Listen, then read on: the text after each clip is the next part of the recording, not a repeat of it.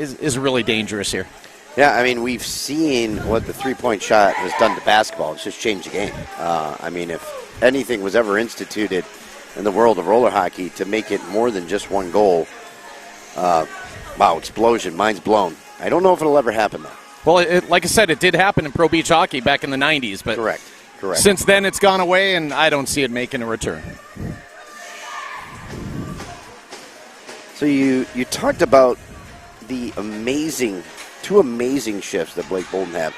Let's talk about your pantheon of adjectives. Where does amazing rate as far as your descriptive terms? Is exquisite above amazing? I mean, what's kind of top? Sure, that's a very fair question here. So I think with Blake, when she decides that she is going to do something, she's going to do it. It really just has it's incredible to watch her work. She has a ton of skill. I don't know if you knew this, but she had the hardest shot in professional women's hockey 2 years in a row. And she's just dynamic. She knows how to play the game well. She knows how to angle. She can body players. She can obviously shoot the puck well. We'll see her defensively right now. There's a chance in front.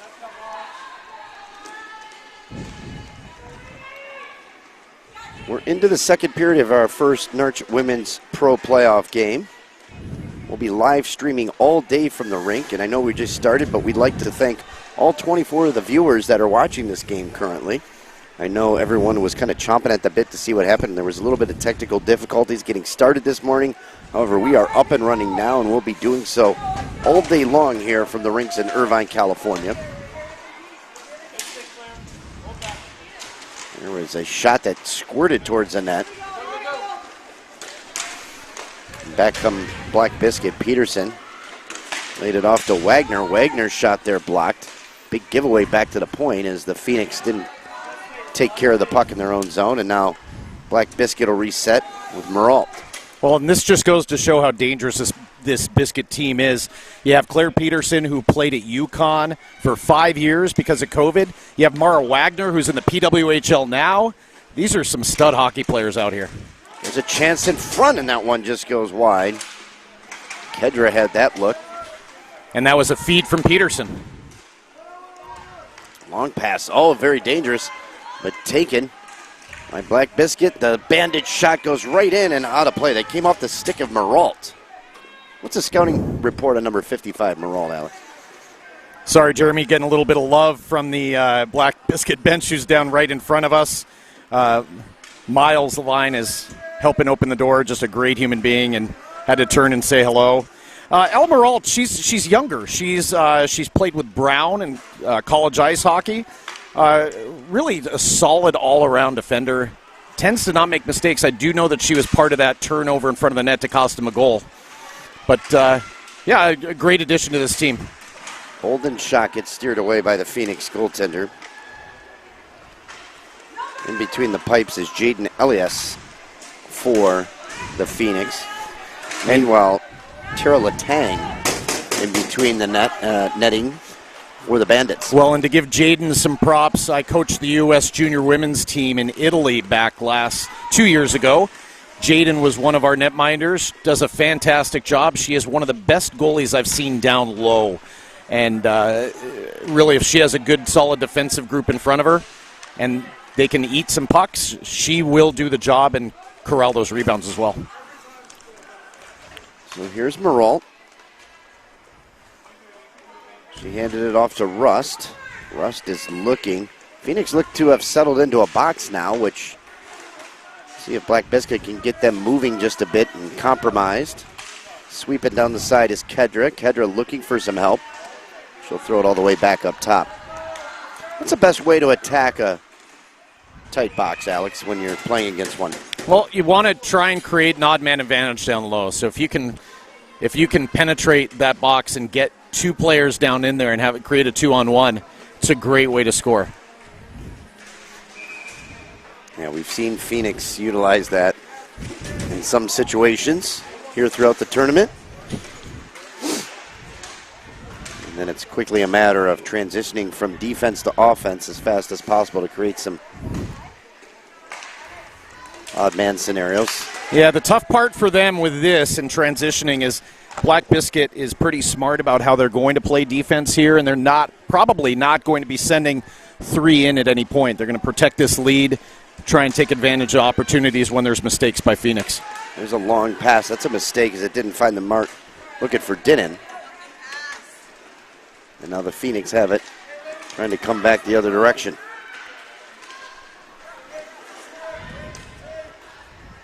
Near turnover. Aisho calling for it and has it. Aisho working down the wall, trying to go wide. Puck skips over his stick, and now it's slapped behind the Black Biscuit net. A little tap off the board didn't work for the Biscuits. There's a chance for the Phoenix, walking right in, looking for something. It's slapped down the corner to a long shot there by Zamora. And it's turned back over to the Biscuits, who will look to reset on offense. Well, this Phoenix team shouldn't be overlooked just as far as the chops they do have. It's a young team. A lot of players that actually played for me over the years on the U.S. junior women's teams. The Twins played in Argentina. It really does have the potential of being a good group. I just feel like this Black Biscuit veteran leadership and veteran players have an edge on Phoenix.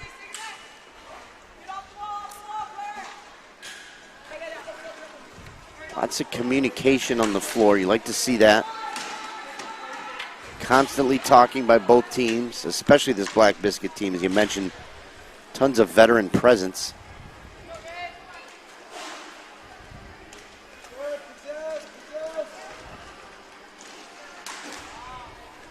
Biscuit again.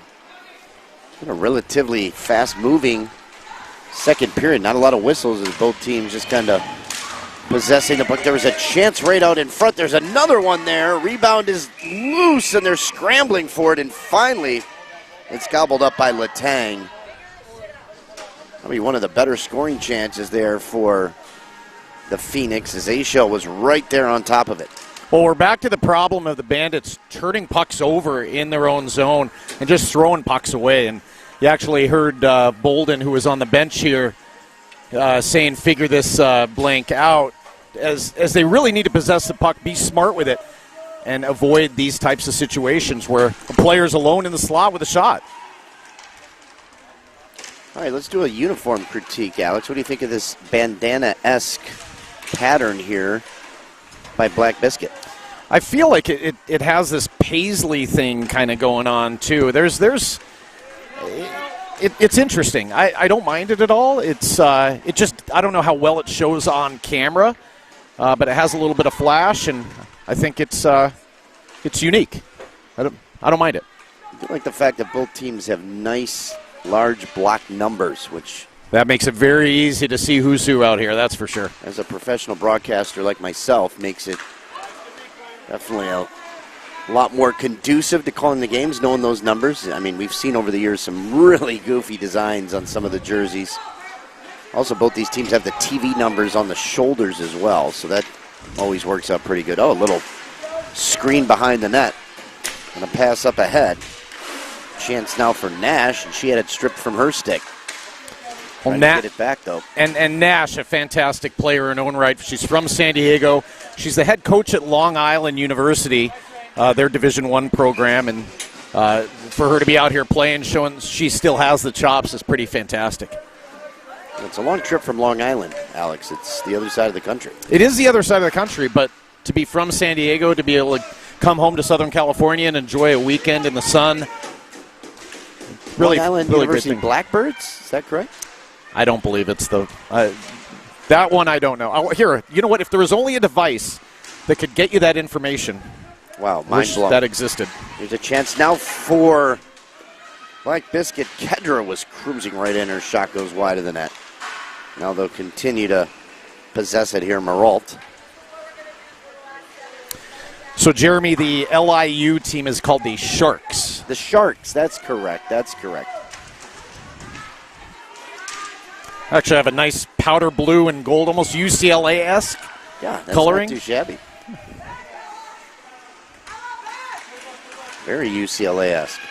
Well, the one thing I said wasn't going to happen with the Bandits just happened, where they sent 3 players in, and the Phoenix had an opportunity. Unfortunately, the pass didn't connect, but a few chances being taken here by Black Biscuit. It could end up burning them.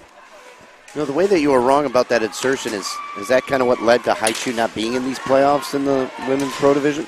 Very possible. I'll blame coaching on that one. We did have some new players to the sport, but in the end, it's my job to make sure they're prepared and ready, and I failed at that. That's correct. Well, we've got to stop it here. 6:53 off of that nice save by the goaltender, Elias, for the Phoenix. So Jaden just committed to the University of Toronto, which is a pretty exciting thing for her. Which is in Canada. It is in Canada, yes. Actually, a funny story about Toronto. One of my first times dating my wife 25 years ago, I took a trip to Toronto for NARCh, and I get a phone call 1:30 in the morning. What in the world's going on? Oh, I'm just calling to say goodnight.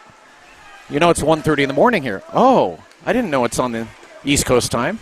So, well, fun geography lesson that was learned there. Yeah, fun geography lesson and funny story, as you mentioned. It was something.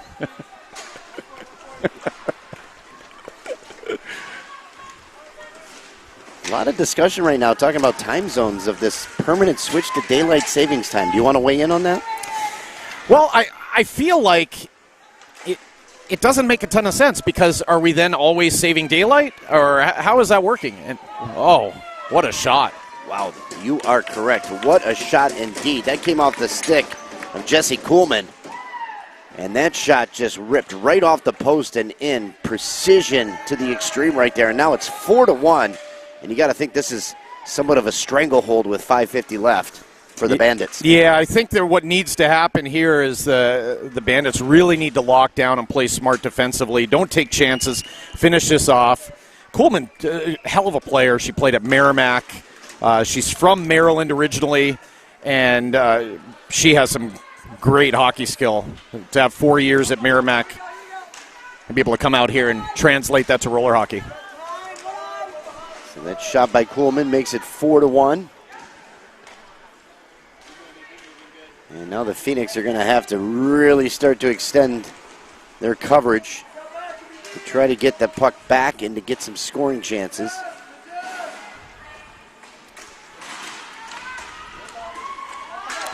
I think the other problem I'm seeing here by Phoenix and how they're playing this is they need to be stretching the floor a little bit. They need to be attacking the puck, and they're just sitting back. I really don't understand it. They need to be in desperation mode, and it looks like they're just playing Sunday rec hockey. We do have a bit of a forecheck here. Trying to force a turnover down low. He was unable to get to it. She skates off, not looking too excited there. Yeah, I think that sometimes if you forget you're in the pro division, you should be giving everything you have on the floor. Should have deep benches and be able to rest and recover and get back out there and go forward check and get that puck back. That was number 19. Did you know that player there? Unfortunately, I don't, Jeremy. Okay, and the only reason why I ask is I don't have a 19 here in the program.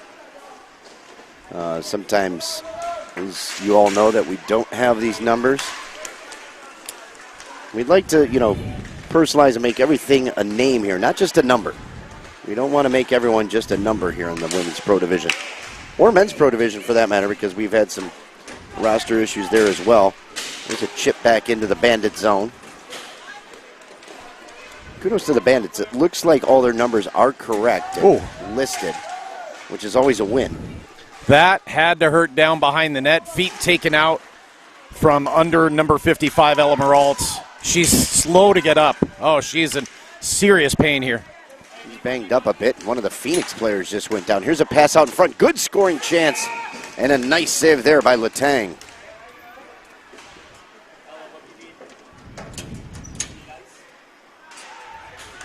We're all banged up. Looks like she got the wind perhaps knocked out of her just a bit there. Seemed to be grabbing the midsection. Yeah, that does look like what it is. I'm no doctor, though. Don't want to speculate.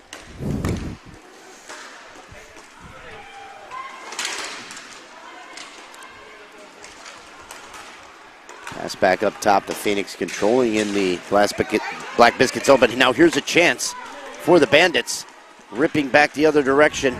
There's a shot right on by Kedra. Rebound is fought for right there, and Elias finally holds on for a whistle.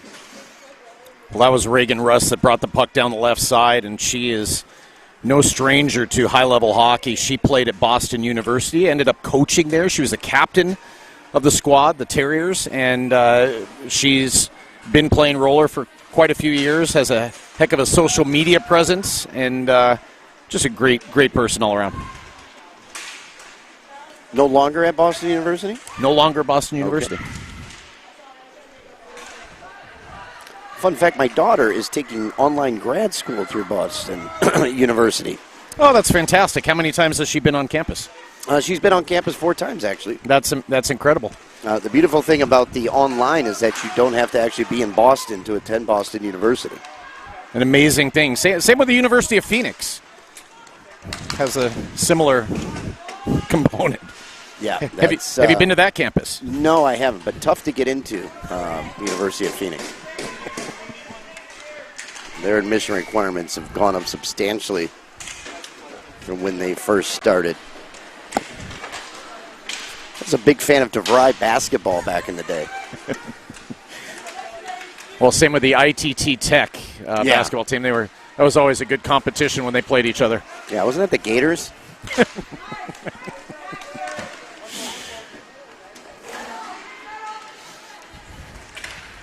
Jeremy Ellis, Alex Morrison with under 2 minutes left to go here. There's good defense. That's just textbook. Both defenders just kind of closed the gap there. Here we go, back the other direction. This is Peterson. You talked about her. Peterson with the pass across, shot right in, and Elias makes a save. And I got to tell you, without Elias, this could be very, very ugly for the Phoenix. Well, I told you that this game could easily be a mercy rule right now if it wasn't for the stellar goaltending of Elias, corralling these rebounds. She's really doing a great job in net and doing what she can to keep her team in the game. Closing in on 1 minute remaining here in this first NARCh Women's Pro Playoff game.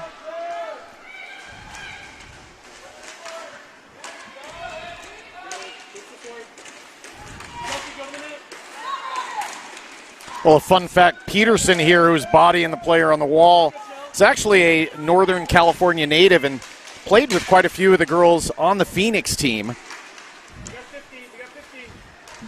So there is some familiarity.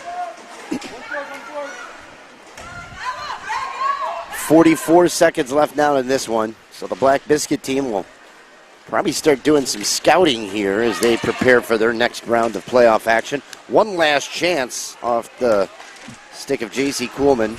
Well, the fun thing for Black Biscuit is their next matchup's going to be against Rinkster, who they played last night in a 0-0 tie. It was a physical game, and I think it's going to be a good one this afternoon, Jeremy. I got to tell you, 0-0 tie hockey games, some of the most exciting in the sport. I mean, these great goaltending and up and down action. Really a defensive chess match is what I'd called it. Yeah, those are tough to find anymore, those 0-0 games. What we did find today was a 4-1 win for the Black Biscuit Bandits, who are going to move on in the playoffs, as you mentioned. We're going to have more NARCh Women's Pro action. One more game before the men will take the floor for their first quarterfinal action. So we're going to be streaming here all day long. Stick around, stay tuned, jump into the comments section. We love to hear you. We'll call you out and check you in the next game. So for Alex Morrison, Jeremy Ellis saying, see you in just a minute. Your final score, Black Biscuit, moving on in the playoffs with a 4-1 win over the Phoenix.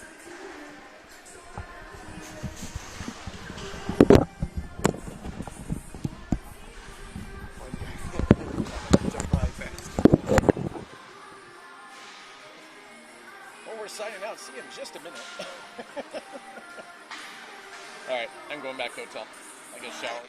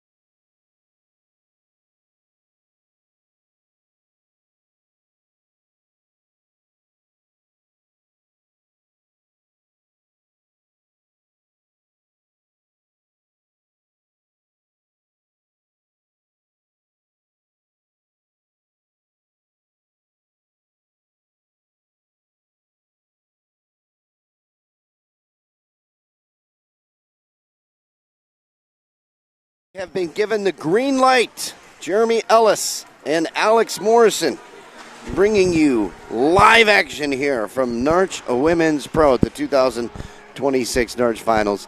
This is our second NARCh Women's Pro playoff game, and we just witnessed our first team to move on. It was the Black Biscuit Bandits with a 4-1 win over the Phoenix. And we've got the FREEZ in those green uniforms against Black Ice. And, Alex, this one should be a doozy. Yeah, and I'd call it more of a teal than a green, Jeremy, or aqua. As Vince Free, who's sponsoring this team, very proud of his color selection with the team. And big teal guy. Well, and it might be an ice blue, hence the name FREEZ. So it's ice versus ice here in a very warm day in Southern California. Yeah, we could all use a little bit more ice as Sarah Beer goes back to regroup and get the puck. There's a chance now for Black Ice battling away back there for it. Is Boyard. She can't come up with it. And now they'll twist it back. Let's talk about some of the roster changes here in the women's division. This FREEZ team is almost a Pama Labeda Golden Knights alumni squad.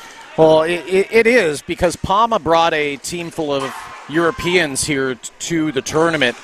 A lot of the other players didn't have a home. Vince actually used to be with the Pama group and has kind of branched off on his own since and has some connections with a lot of the players and was able to put them together and put together a heck of a squad. Well, he still has the Labeda sponsorship, so he kind of falls under that family tree. Here comes FREEZ back the other direction. There's a shot right in. Nice save there. Goaltenders in this one is Natalie Mealer for Black Ice and Becerra, the goaltender for the FREEZ. And Julie is a heck of a goalie. She is definitely a college prospect, kind of on the younger side. And a Stevie Wonder call let go here by the officials. So it looks like they're going to let these players just rock and roll and do whatever the heck they want. Yeah, let's hope this game doesn't get out of hand, Alex. Well, I think with a 0-0 tie right now and the semis on the line, the players are going to end up controlling it themselves. Well, there's an old official's mantra that says, let's make the first call our best call. And they just didn't think that would have been the best. Well, I guess we're just going to allow players to get their feet chopped out from under them today. So sounds fun. There's a puck right out in front. And the goaltender, Becerra, holds on for a whistle. Yeah, a little hungry hippos there with Julie. Normally she's pretty solid. She would stop that with her stick and then corral it with her glove, but instead had that little bit of womp going on. Well, you saw Victoria Wynn head to the bench, and she seemed to be incredulous that there was no tripping call made along the wall over there. Well, Vicky is a pretty feisty player in her own right, but does expect that the teams be held to the standard that she's held to. So I do expect her to play pretty tough going forward. Well, she's going to have to shake it off quickly. There's a chance now for Ash Princeton. Princeton's shot just goes right into the goalie's shoulder. Bad turnover there by Black Ice. Oh, and they start to bang around a little bit on the glass. I'll tell you, Asher, Vegas native, is really a hell of a player and so shifty out on the rink. A little bit feisty, too, as you saw her kind of swing her stick at Black Ice's head. Yeah, it was too bad. I think she was in a situation where she was butting heads with her former coach and moved on to a different team. So yeah, I think she's found a home. You couldn't be further from the truth. Asher actually played for me for quite a few years, and it's I'm happy for her. I'm happy they've made the playoffs. She's a great kid, amazing mom. I really enjoy spending time with her. I believe a Michigan State Spartan as well. That we know is very high-quality people that attend that university. Absolutely. I know a few females that have gone to Michigan State, and really, really good people. Being a Michigan guy myself, my family's usually going with the blue instead of the green, but, man, these people sure have changed my mind on this. There's a chance right out in front by Beer, and her shot just hit the side of the net, just missing that corner. Beer gets her own rebound, though, and sends it back into her own zone. Yeah, Sarah Beer is living in St. Louis. Has been a heck of a player, played on the U.S. national women's team. Very smart with the puck, makes good decisions, and kind of leading this team as far as veteran A St. Louis native, I believe. I do think she spent some time living out here in California. She did. She is a St. Louis native, and she was out here for about 4 years, decided to move back to St. Louis, and is enjoying her time back home. Chance now for the Black Ice. A pass right in front, and that was almost tipped home there by Olsen. Kelsey Olsen played for me back in Argentina for the U.S. Junior Women's team. Very smart player. Just missed that one. Goes back all the way into the zone. Boyard there with it.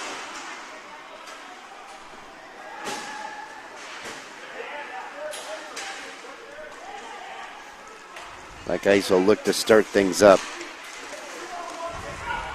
Oh, boy. There's a turnover, stepping into the shot. That one gets deflected as Bryant was cruising right in, and you don't want to give her a freebie.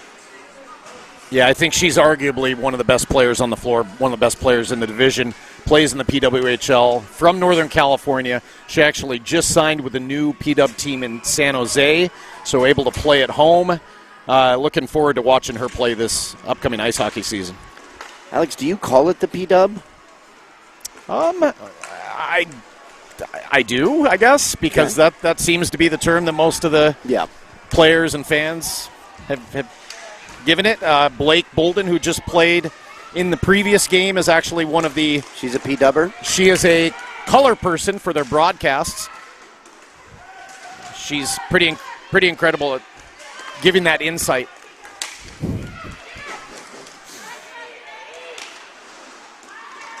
I was just curious if it ever gets shortened to dub or the PW would stick.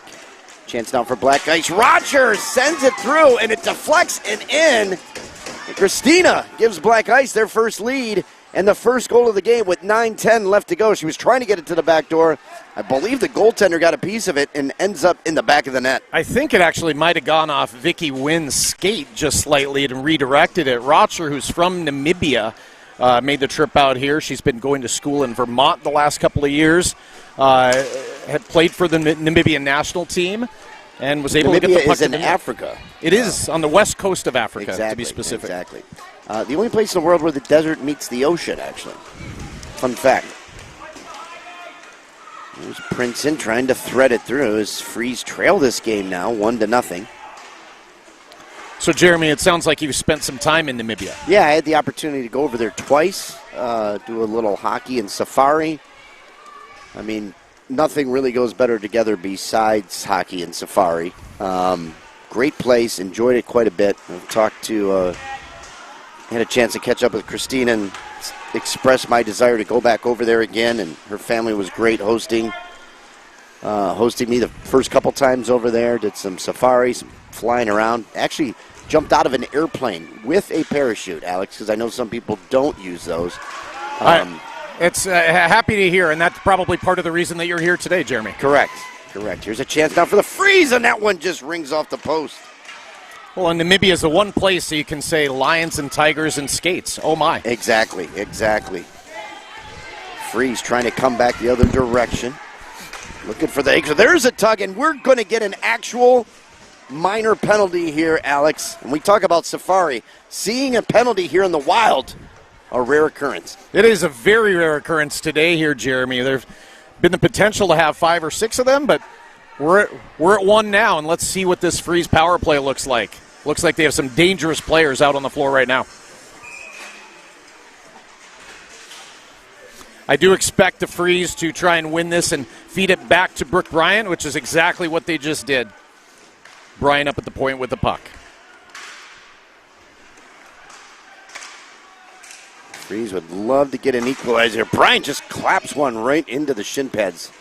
Good defense there by Black Ice getting into the shooting lane. Yeah, and I don't know if that's the shot they're looking for, because you want to get that goalie moving a little bit, and Bryant shooting right into that defending player really is not ideal here. You got to get the defense moving. There's a feed in front. That one doesn't get through. Chance from in tight. Puck goes up in the air. Yeah, Lorelei Green had this little toe drag that tried to move the goalie. Goalie just kind of stayed still and didn't move. And Black Ice killing this penalty very well.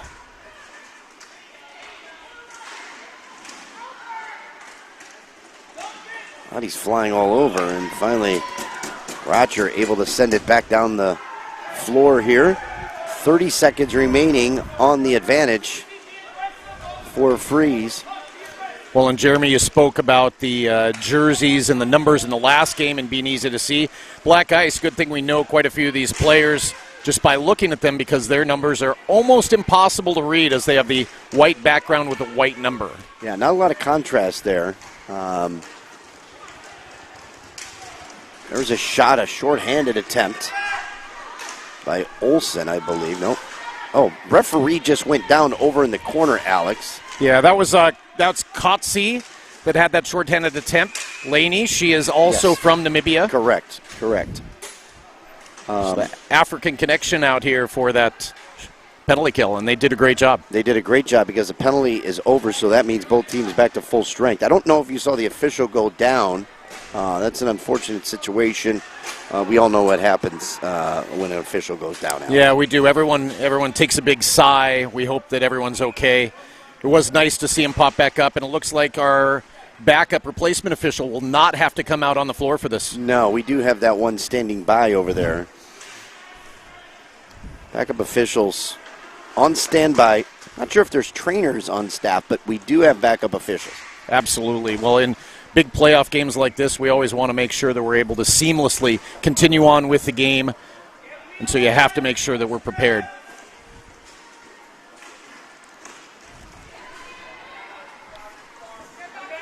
Black Ice content to just kind of hold and wait things out just a bit behind their net.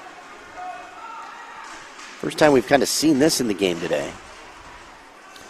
Well, and they're playing this tight man on D, the FREEZ is, and you have Elisa Cadiz kind of skating up here, and I wonder if Black Ice is looking to get a one-on-one over on that side.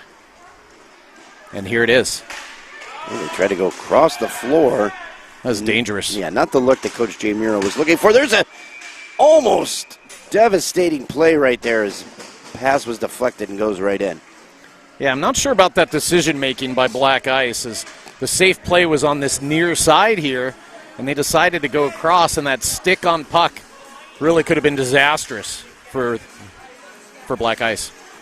Well, the one thing you want to see is a player stretching the defense just a little bit, and all four players were on their own defensive side of the red line, which really didn't stretch things out. It sure didn't. There's another deflection and a great save there. Well, the goaltender. 3-on-2 here. Wheeler. There's a shot that goes wide of the net. So it was Elise Boyard that let that puck sail on her a bit too much. There's a great look there. And Jeremy, one of the biggest problems, and something I preach in roller hockey, is these shots, when they're taken and they don't hit the net, more often than not, that ends up being a turnover. And puck possession is so key in this sport that I'd rather see just something low and hard and create a rebound. Yeah, oddly enough, that's frowned upon in ice hockey as well. Oh, amazing. I did not know that. Yeah, so you always you don't want to miss it high and wide, starting a breakout for the other team. Jeremy, this is amazing how many things cross over between these sports. They're so different, yet so similar at the same time. Exactly. Chance now for Black Ice. Sarah Beer watching defense. Here's Roger. Roger tried to go to the back and maybe a little bit too much there. Long pass up ahead by Beer. FREEZ looking for the equalizer, and they can't get into a shooting spot as Bryant was trying to wait. Now she finds a teammate. Nice little move in front, and another big save by Mealer. Well, Jeremy, it's strange. The foot speed here in this game has slowed down quite a bit here in the last 2 minutes. A little lull in the energy. I wonder if this benefits Black Ice. You think that's weather-related? It's possible. It is probably about 78 to 80 degrees right now here at 10 o'clock in the morning in Irvine. But I sure would think at this point in the tournament, day 3, if everyone's hydrating properly, that they're able to rest, recover on the bench, and get back out there.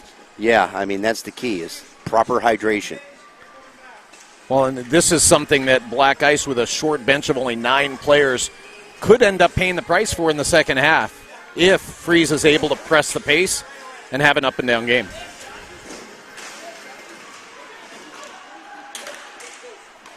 That was Princeton taking the faceoff for FREEZ. Always trusted in the faceoff dot and was able to create that chance. Wow, Hennigan with a nice nifty move in the shot that Mealer had to be sharp on to make that save. Now here comes Black Ice back the other direction. That was Olsen. She's got the black and gold gloves and helmet. What kind of backstory do you have on Olsen as to where she calls home for her hockey career as she comes back the other way? Well, Kelsey's from Arizona, I believe Flagstaff, if I remember properly. And I believe she plays ACHI hockey with Arizona State Sun Devils. Sun Devils, yes.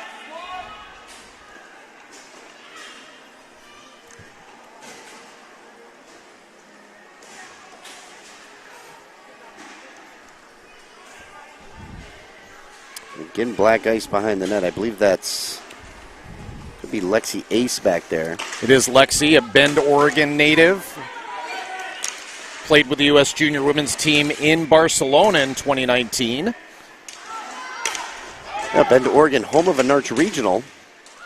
Yet to be up there. I know you've had the opportunity to I was lucky enough to go one time, and it's really a fantastic venue, beautiful place, indoor-outdoor type facility, but wood roof. It's so gorgeous up there. Great golf, Jeremy. I don't know if you've ever played golf before, but it's really nice. The courses are in good shape, and just a fun week. Yeah, I haven't played golf. I'm just actually taking up the sport, so would love to have an opportunity to go up there. Well, it looks like this Black Ice team playing a little conservatively, trying to play puck possession, but turning the puck over in their D zone, and that is a recipe for disaster. Yeah. Pinch of turnover and a pinch of bad luck, and you don't want to splash anything else in there. Yeah, I know golf is really big in the hockey community. Yeah, it is. There's some similarities to those sports as well, with I guess how the swing works, and I think people just enjoy being outside. Yeah, and that's why these outdoor rinks are really great.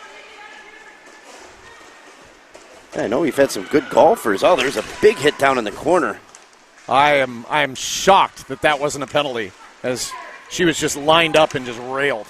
Here comes Roger. Roger went inside out on Vicky Wynn, and Wynn able to get a stick on it and deflect it wide over the net. So that was Marina Corbier from France who lined up the Black Ice player. Corbier just having played in the Masters women's tournament for France, where they lost to the U.S., and that was out in Garmisch, Germany. They actually lost the last 2 years to the U.S., the Masters level. We know the French play a very physical brand of roller hockey. They sure do. They're feisty. They don't give up on any play. Very passionate, wear their emotions on their sleeve. Very talented as well, though. Roger with another shot. She has been showing up offensively here today, as her and Brian have some words. Well, and I think FREEZ really needs to go into the half here with 6 seconds to go and change their game plan and really try and run and gun against this Black Ice team and wear them out. So this is our second women's pro game as it goes to the half of the playoffs. We're going to have men's pro playoffs coming up next here on the Corey Rink. So after 15 minutes of play, Black Ice leads this one 1-0. And Alex, your observations. Well, something that really we have to look forward to. The winner of this game will play the Pama team, full of really talented European players, especially the Spanish girls that are playing for them. And I think the style of hockey that they're playing here will work well against Pama, but you have to get there. And I think, like I said just 6 seconds ago, FREEZ needs to change their game plan. And it looks like Costanza, who's coaching over there, is talking to them about exactly that. A little bit more energy, a little bit more up and down, really forechecking hard against a Black Ice team. Because with only 9 players, Black Ice isn't going to be long for the game if they're having to skate up and down the rink for 15 solid minutes.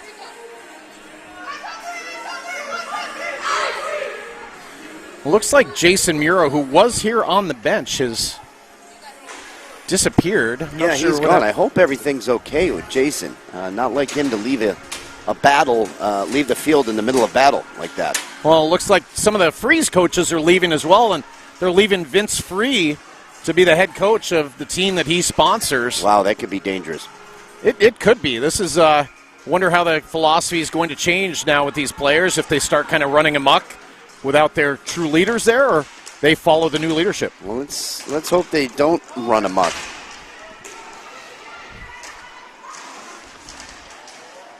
Speaking of amok, it's been a challenge for people to find parking here. I found a guy last night. We were coming back in, and he got a spot right up front. And if anything, I thought to myself, that guy should go play the lottery if he got a spot right in front of the door here at the Rinks of Irvine. Well, it's nice, especially if you show up at 5:30 in the morning. I can promise you have a great chance of getting a spot up front. And you know what that spot becomes? A campsite, because you're going to be there all day. You might as well light a fire, put up a tent, and start to roast some marshmallows, because you're going to want to set up shop there and never leave. Well, Jeremy, the nice part about the heat here in Irvine is all you have to do is put the marshmallow down on the asphalt. It'll roast itself. Yeah, is that a little pavement s'more? It is a pavement s'more, yes. I've heard of those. Never tried a pavement s'more yet. They're nice and crunchy, have some great texture. Yeah. And you really get the terroir. You get that earthy flavor that you're looking for in a s'more. Yeah, a little granite granola. Yum. Not great for the teeth, but I'm sure that would kind of clear you out digestive-wise. Well, roughage. Absolutely. Yeah. Well, FREEZ here. Oh, here we go. This is what we're looking for. Yeah, 1-on-4. That's ideal. Vicky Wynn into the corner, and she has it knocked away, and that's a turnover back to black ice. What I'm talking about, Jeremy, is having a little more intensity, having a little more aggression, taking it to black ice, allowing players to come up, forecheck, create turnovers like what just happened. Well, turnover was given there back to black ice. Now they battle for it along the board. Stealing by the FREEZ.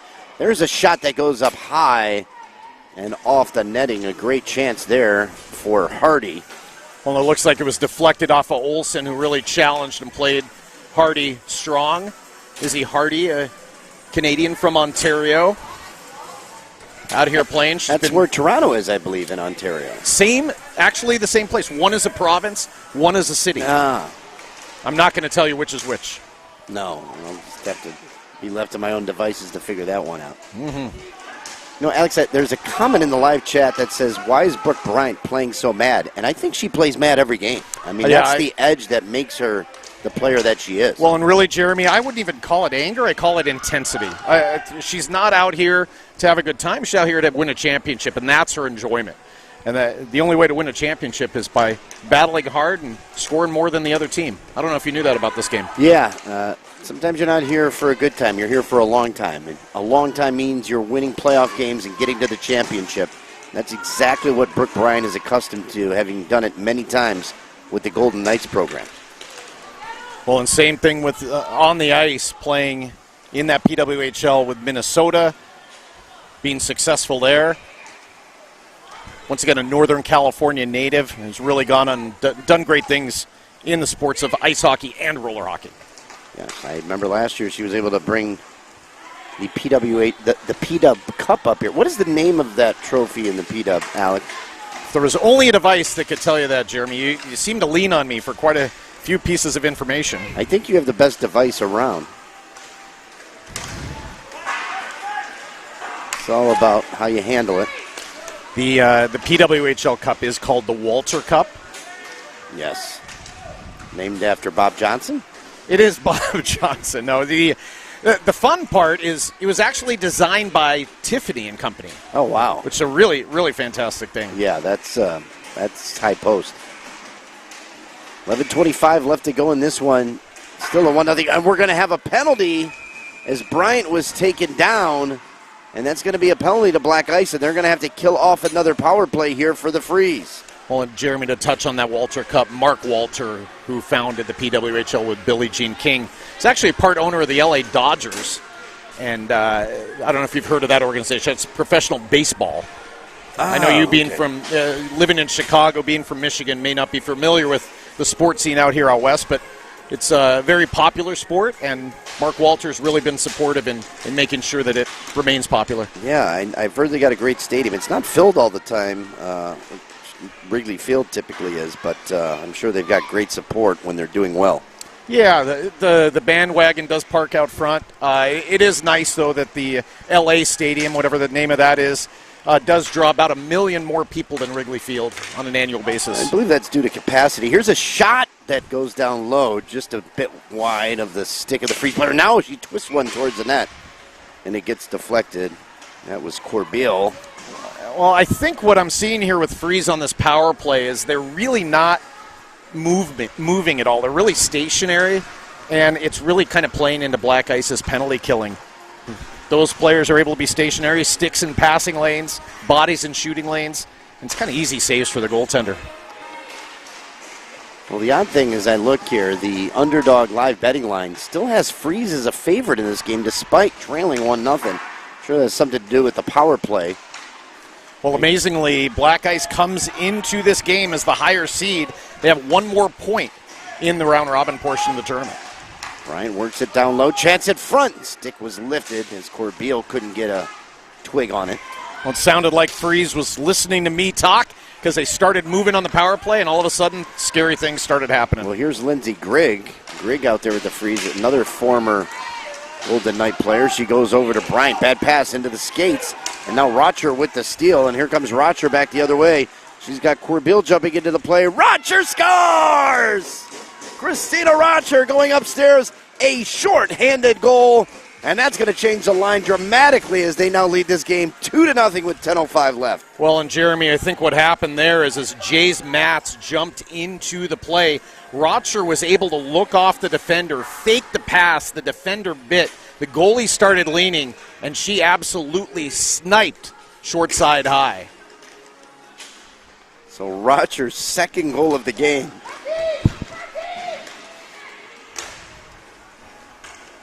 And she's going to kill off the penalty. And right now, Black Ice has shifted things immediately. I hope you took them when they were plus 105 because right now they are minus 180 on the live line. Remember, for the Women's Pro action, if you put in code word Alkali, you get a 10% deposit bonus. Code word Alkali, Alex, for a 10% deposit bonus. Well, Jeremy, the movement in this line is because Black Ice is having the FREEZ play right into their game. Without being pressed, Black Ice is disciplined. They're able to possess the puck. They're able to take advantage of opportunities when they're given. And what they're not doing is, like you astutely mentioned, with the FREEZ is going 1-on-4 on a player. They're sending it back and possessing. So the clock definitely on the side of Black Ice at this point. Oh, wow, that's a pick there. I'm shocked that that wasn't called, especially Black Ice had to kill 2 penalties here in this game. There's a third goal. Unbelievable. Oh, Alex, you're going to have to throw your hat on the floor as Christina Rocher just lit the lamp for the third time in the hockey game at 9:16. And it's Christina 3, FREEZ 0. Yeah, she's someone that can absolutely dominate a game, as we've seen here. That was a little bit unfortunate luck as a goaltender looked like she had that puck corralled, but it was just thrown right in front, and Christina right in the right place at the right time like she so often is. And, Jeremy, I don't know that this lead, I don't know. I don't know if this lead is going to be able to be matched here by FREEZ. Well, associate head coach Vince Free has called for a timeout, and he is fired up, but borderline livid at his players right now, just barking out directions. And I think what he's expressing and what every player hates to see from a coach is disappointment. And I think he's disappointed in his team's effort. Possible, but I'm actually looking at the players' responses to this, and I think they're actually disappointed in themselves right now, the way they're playing. And I think Vince is trying to encourage them to now send 2 to the puck, which could be very dangerous, as Black Ice is smart with positioning and will have an open player at all times if FREEZ is sending 2 players to the puck. And Alex, yourself as a coach, how do you toe that line between being fiery and being, a little bit less passionate and more direct? Where do you... how do you read the room, if you will, especially here on the women's side, to really get your point across? Well, Jeremy, you have to have some positive. You want to make a sandwich out of things. When things are going poorly, you have to read who you have, what your talent is, what their expectation is in themselves, and then hold them accountable to what that is. If they're not playing to their potential, make sure they know. Get them fired up, get them playing there in whatever way it is. And it's really different with each player. You can't have a blanket approach with how this works. Well, a lot of the onus right now is going to be placed on that player for the Freeze, number 17, Brooke Bryant, and she can't get the offense going. Again, we talked about it, a lot of individual play. And while it's been an individual effort by Christina Roger that has made this a 3-0 game, she's gotten help along the way in getting those 3 goals. Well, and I actually see some frustration on Brooke, and her body language is showing that she's frustrated because it seems like she doesn't feel like she's getting the support from her teammates right now. Will that intensity switch to anger at some point? It looks like the anger is being focused at her team as opposed to in the game in general. Oh, and anger's a furry little monster out there when it appears. Which they can be cute sometimes, but in this case, not desirable. Here's another 1-on-3 opportunity, and that's just not getting the job done.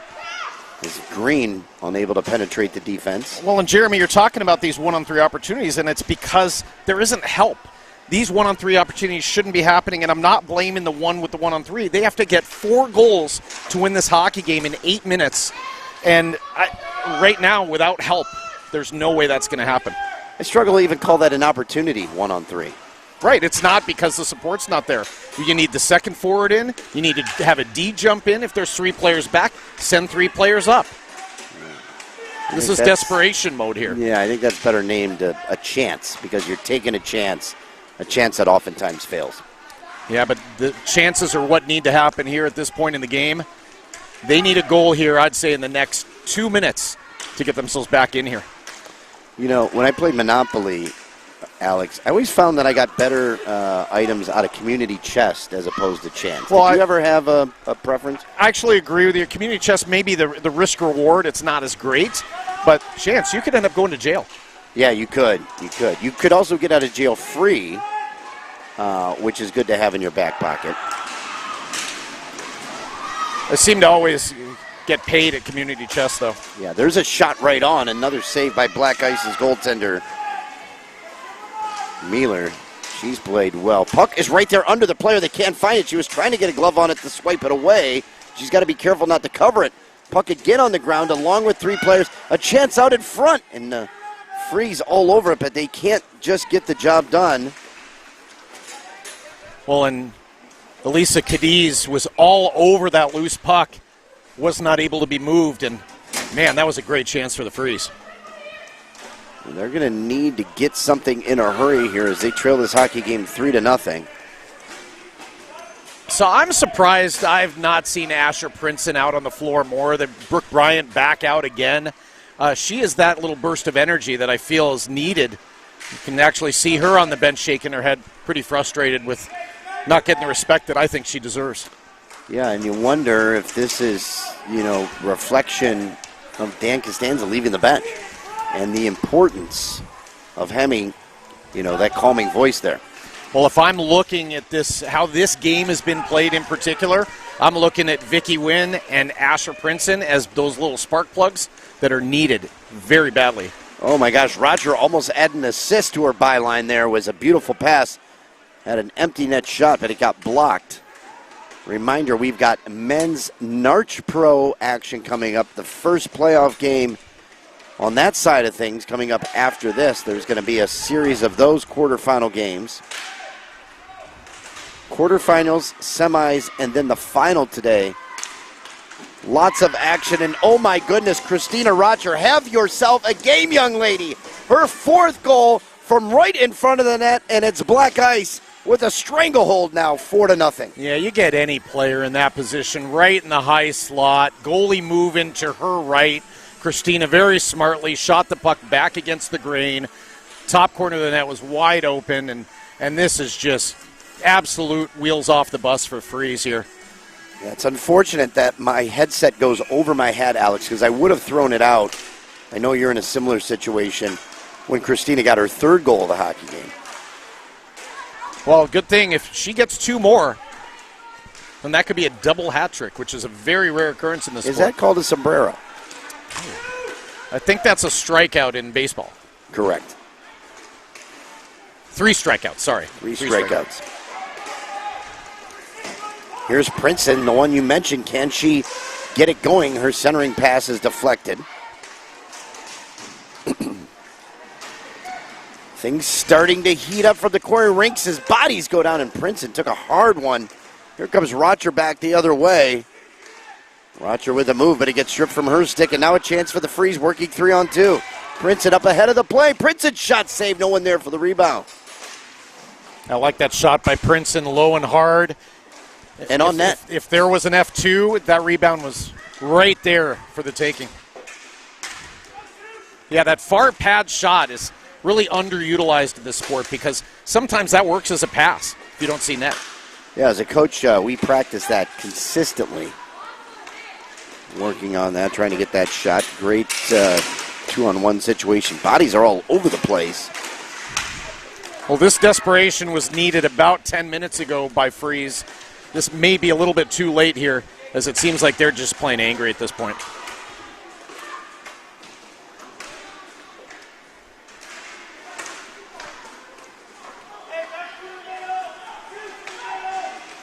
On paper, Jeremy, this FREEZ team should have had a better showing in this game than they are right now, but Black Ice playing smart defensively, controlling pucks when they have a chance, withstanding the forecheck when it's happening, and Rocher obviously finishing the job. There's a chance in front, and again, another nice save by Mealer.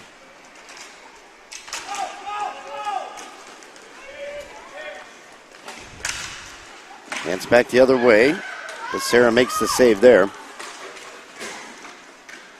And another chance out in front, and we've got a goal scorer besides Roger. This time it's Black Ice's number 93, Matz, who puts it home. Yeah, Jay's Matz, shifty there, goes to her backhand, gets Becerra to open up the 5-hole and throws it right through the pads. And this game is over, Jeremy. Looks like Black Ice will be moving on to play Pama in the first semifinal, the 1-versus-4 game. Well, speaking of Black Ice, I believe their men's team is in the first of our 4 quarterfinal games. We have to utilize 2 rinks due to the number of quarterfinal games. So that is over on the Casey rink taking place, and it looks like FREEZ, the number 1 seed, has jumped out to a 2-0 lead on that one. So there's only room for us to stream. Here's another chance for FREEZ and a bouncing puck, and finally they get on the board. I believe that was Lindsay Grigg. It was Grigg. She went near side. Goalie was not able to get over to the post. There was about 7-8 inches of room between the pad and the post. Notice I did not say the other 2 numbers. And that puck's in the net, and just maybe a little moral victory there. But like I said, 5-1, 2:20 to go. The game's in the books. Well, as we mentioned, 2-0 our score. FREEZ over Black Ice. Black Ice, somewhat of a disappointing showing here in the NARCh Pro Division. Barely making the playoffs as the number 8 seed and trailing FREEZ now 2-0. We're going to have men's pro quarterfinal action coming up right here on the streaming ring. And that will be on next year from the 2026 NARCh Finals. Remember, you're watching a Hockey Night Insider powered by R&R Productions broadcast. Jeremy Ellis and Alex Morrison. I actually wonder how Jason Muro is going to handle it. You have Black Ice women playing here, Black Ice men playing on the other rink, Black Ice 2.0 back over here. He can't be in 2 places at once.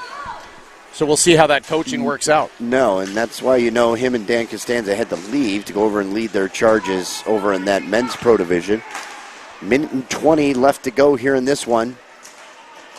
Chance now for FREEZ again, and it just swatted back down the ice. Jeremy, I don't know if you knew this. It is a warm day. As much as I would love to have this be ice out here, but this is just tile floor, plastic tile floor. It is. Pretty amazing. The shade of blue makes it very icy looking. Well, plus the 2 ice-themed teams that we have out here. Correct. A little confusing for those watching at home. Well, the underbettors are going to likely cash here if things stay as they are. It was a 6.5 And it currently stands at 6. Chance now for FREEZ. And oh, what a shot block by Lemus, excuse me. Well, and I can tell you, Jeremy, whoever had the puck line for Black Ice is really going to cash in today here, as this game has been dominated by the team in white. Another shot there, and Mealer has been excellent between the pipes. And this is not how FREEZ envisioned their tournament coming to an end. On the wrong end of a 5-1 score. Chance out in front. It gets blocked, put into the corner, and that will do it here for our second of 2 women's pro games to start the day. Black Ice moving on in the women's pro division with a 5-1 victory. Alex, any final thoughts? Well, yeah, Christina Rocher showed that she can be a dominant player here in this women's pro division, and she will have to do the same thing against Pama later on this afternoon. And it will take, I'll tell you, it'll take an upset for them to beat that team and move on to the NARCh Women's Pro Final. Well, speaking of Pama, the Labeda Golden Knights are going to be coming up on the floor next against the Black Ice 2.0 in a men's pro quarterfinal game. We'll be back for it and the action right here at the 2026 NARCh Finals.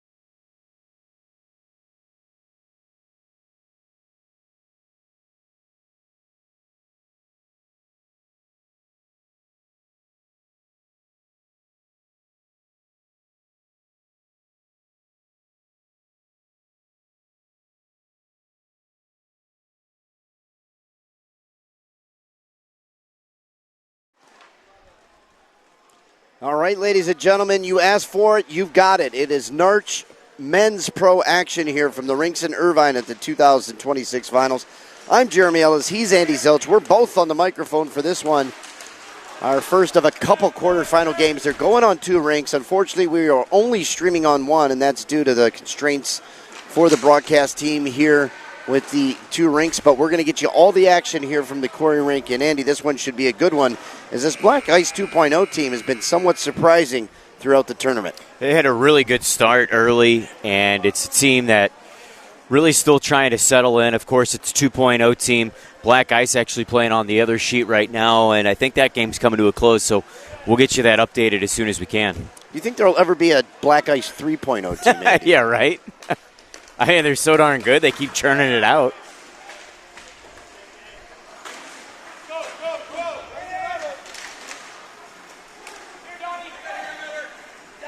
So Pama comes in. They were briefly in that number 1 seeded spot until FREEZ jumped ahead of them. So I believe they are the number 2 seed. Is that correct for this one? Let me get you that in a second here. Yep, 2 seed. So they are the number 2 seed. Here's a chance for Black Ice 2.0, and they go right in, and they are on the board first. That was DeLuca. And we have seen this over and over in the tournament where the Golden Knights have gotten behind early in games only to have to come back. And they've been successful thus far at it, but that's not a recipe that can prove to be, successful as things go on late in this playoff round. Well, it's been a really interesting round robin for Pama. Black Ice, they were 33 seconds away from losing 5-4. They scored 2 goals in the final 33 seconds, came back to win 6-5. That was game 1. Game 2, Jeremy, you were on the call. They were losing 5-0 to the OC Blades. Like, one of those are you kidding me moments. And then Pama showed their true colors and came out. They had a really good test against the Scorpions. 3-0, they won. But it was a really good game. And then last night, another nail-biter against NCI Phoenix. This Pama team, there is a little bit of changeover. We don't see Itan Chavera lacing up for the Golden Knights team, but more or less the same roster as the past couple years, and we'll have to see if, depending on how they fare here throughout the rest of the tournament, if that'll lead to any changes moving forward for this Labeda Golden Knights team. Yeah, they plugged the gap with Itan leaving, with Don Carter, Robinson, but everybody else pretty much status quo here for the Pama. Alex Kyle as well out here. I know they're missing a couple of other players that sometimes lace up in some of the other tournaments. Here's Cadiz. Would love to get him going here in this game. He's out there with his line mate, No. Here comes No. No over to Cadiz. Back to No, one-timer, and that one is saved there. Cadiz and No had a big collision yesterday where No took some time to get up. Those two like to weave from east to west. And sometimes you can fly into each other's airspace, if you will. Yeah. Well, talking a little bit about 2.0 here, they started off beating Carshield 3-2, and then they went 2-0 in the round robin on day 1, beating NCI Phoenix 3-2. But yesterday, Maven San Diego got to them. It was a mid-afternoon game. San Diego beat them 4-1, and then OC Blades throttled Black Ice 2.0 6-1. So it was Dr. Jekyll and Mr. Hyde for 2.0 in the round robins.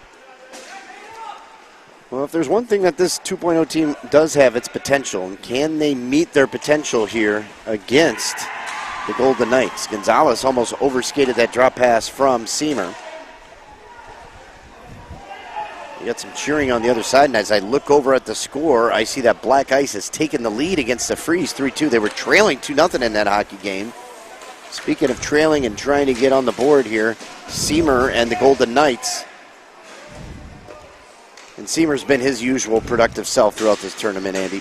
Yeah, I mean, when you work as hard as he does, it's status quo for him. Even if he's on the score sheet or not, the fact that he's probably the hardest working player in NARCh Pro translates to a good game day in and day out. There's a shot that just goes wide of the net. And now 2.0 back the other direction. Trying to center one in front. It's knocked through. Looking to get the handle on it was Lipinski. Puck goes into the corner and slapped all the way back by Boucher, but it ends up right on the stick of Seamer. Now back to Gonzalez. Gonzalez with a move, and he gets thwarted away by Marvin Simmons, the general, out there for this Black Ice 2.0 team. That's a good way to phrase him.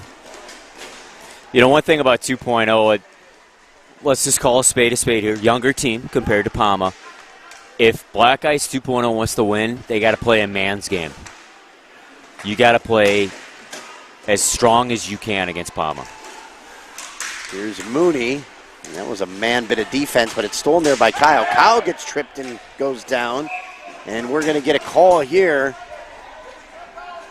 as Kyle got leg whipped down to the floor. And so the first power play of the game will go the way of the Golden Knights. Well, this is a big tilt in the game. You're up 1-0 real early still.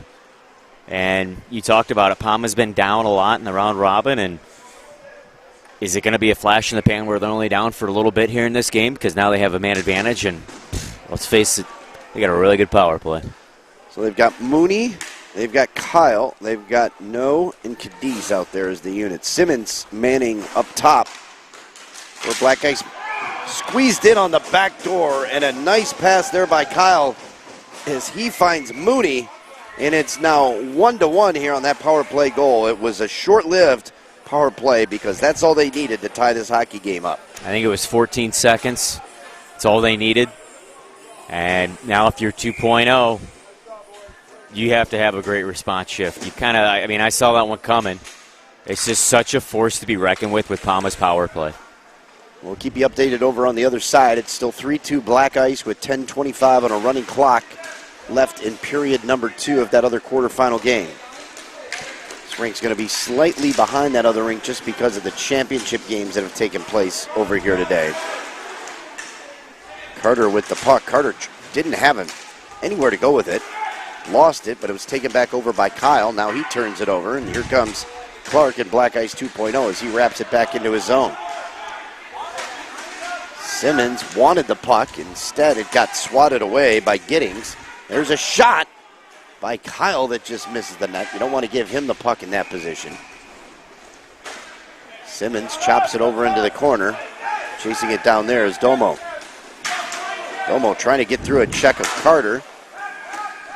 Simmons up ahead, finds his man. That's Clark. Clark shoots one. I think that went off the side of the post. Again, the goaltender, Pugliese, scrambling around there trying to make a save.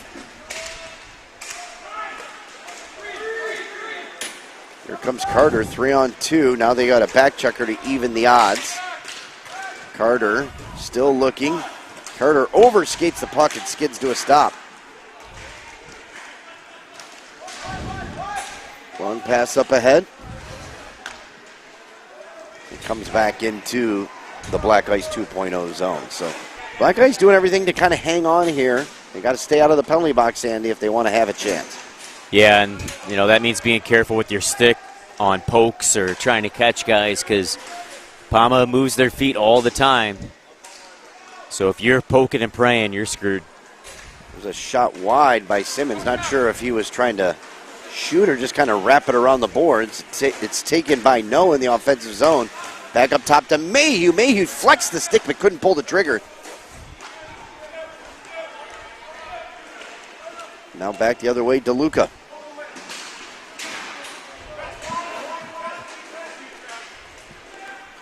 Still 3-2, 9 minutes left to go in period 2 over on the Casey rink. 1-1 our score here between the Pama Labeda Golden Knights and Black Ice 2.0. It would be a Black Ice celebration with both teams in playoff action at the moment.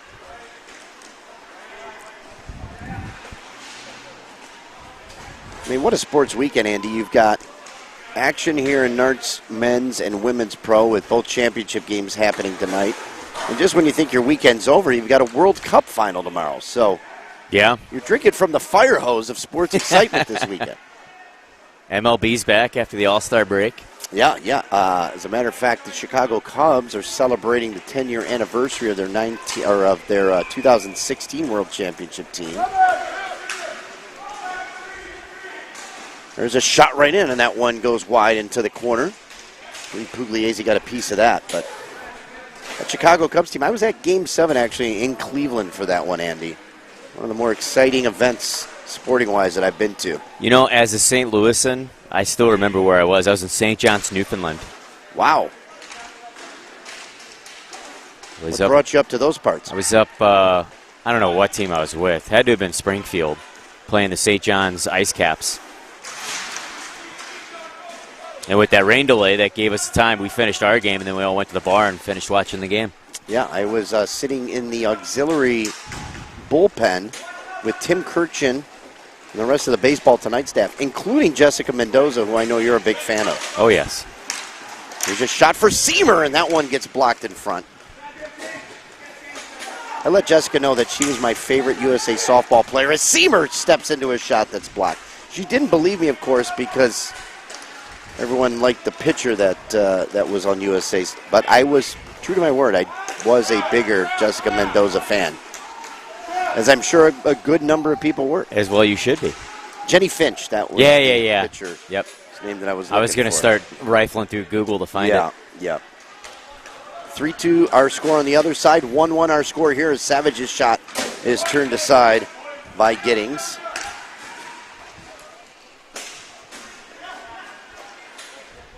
Yeah, I'd be curious to know what our viewership says, if they're more Team Mendoza or Team Finch. There's a shot by Savage. That goes wide. Feel free to check in with your opinion there, as this 1-1 hockey game has started to pick up the intensity here as Simmons slides it back behind his own net. Now back the other way is Domo. Domo leaves it off. There's a long shot. That one gets steered to the corner off the stick of Clark, and that one, the rebound went right off the post.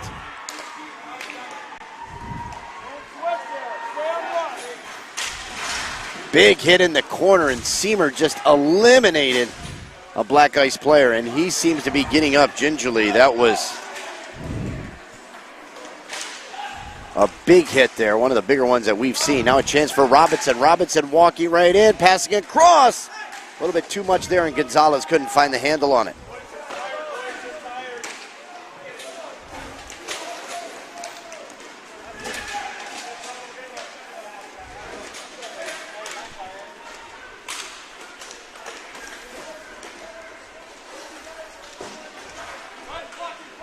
Well, really good tempo. This is honestly one of the first times that Pama's had it in the past few shifts to actually control the tempo.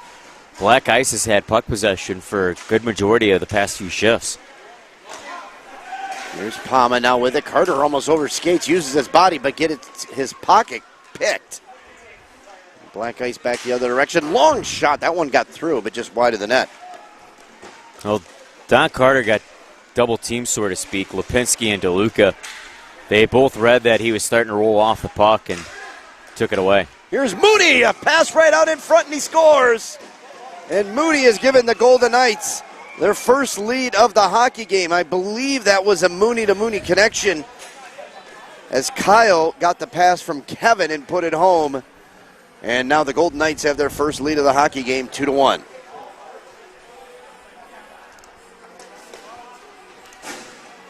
Oh, that puts Pama in the driver's seat. You can't leave him alone in the slot, plain and simple. It's his bread and butter. 99% of the time, there's going to be a goal from that situation. We got a quick little check on something with the officials over there along the wall. I think they're trying to get a towel for the crease there for Giddings. So 2-1 our score. Black Ice trailing for the first time in this hockey game. They led 1-0, and now they're looking for the equalizer as they come back the other way. That shot just goes wide of the net. And now No and Cadiz with the puck. Cadiz back to No, and he fires it home. It's like clockwork every time. Give it to Cadiz. He gives it right back, right into that one-timer by No. Goes upstairs and in the back of the net. 3-1 now, Golden Knights. I mean, it's like clockwork with these guys. They play together for so many times, and they know where each other's on the floor at all times. It's just so easy.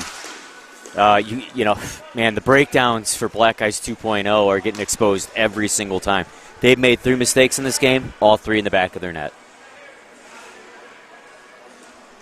Can you imagine, you know, the level of chemistry that No and Cadiz have? I have to imagine that whoever makes the coffee run in the morning just makes each other's coffee so precise, right number of sugars. They don't even ask anymore. Right ratio of cream to coffee.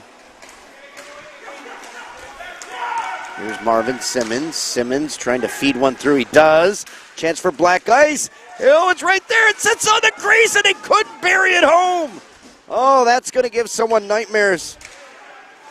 I believe that was Pfeiffer. Oh, my goodness, Black Ice. Oh, they're going to need a coffee and something stiff after this one. There's a shot, and Pugliese makes the save. Well, Filer's been one of their best point producers, 3 goals during the round robin, right behind Gage Clark, who's got 4 points. And that was just a sneeze away from going over the goal line. Game of inches. But you got to be strong on your stick down low. You know, that was the point I made earlier. You got to play a man's game here, and when there's a loose puck like there, you got to throw everything into it to get that goal. No goal will come easy for anybody here today. Man, that's one that they've got to squeeze it. They've got to squeeze that last out, as they say in baseball, and put that one home. 3-1 game. That would have really changed the complexion late here in the first period.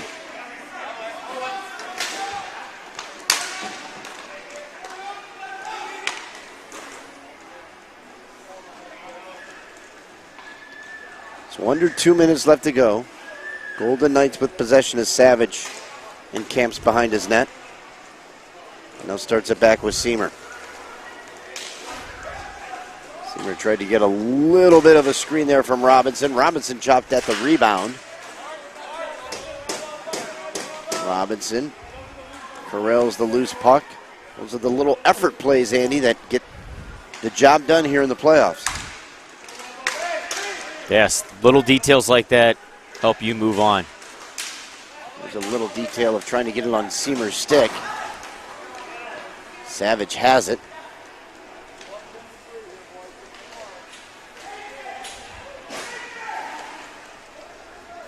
Now you look at a Scott Savage, you know, the level of moxie and savvy and defensive presence that he has. Marvin Simmons, kind of a poor man's Scotty Savage.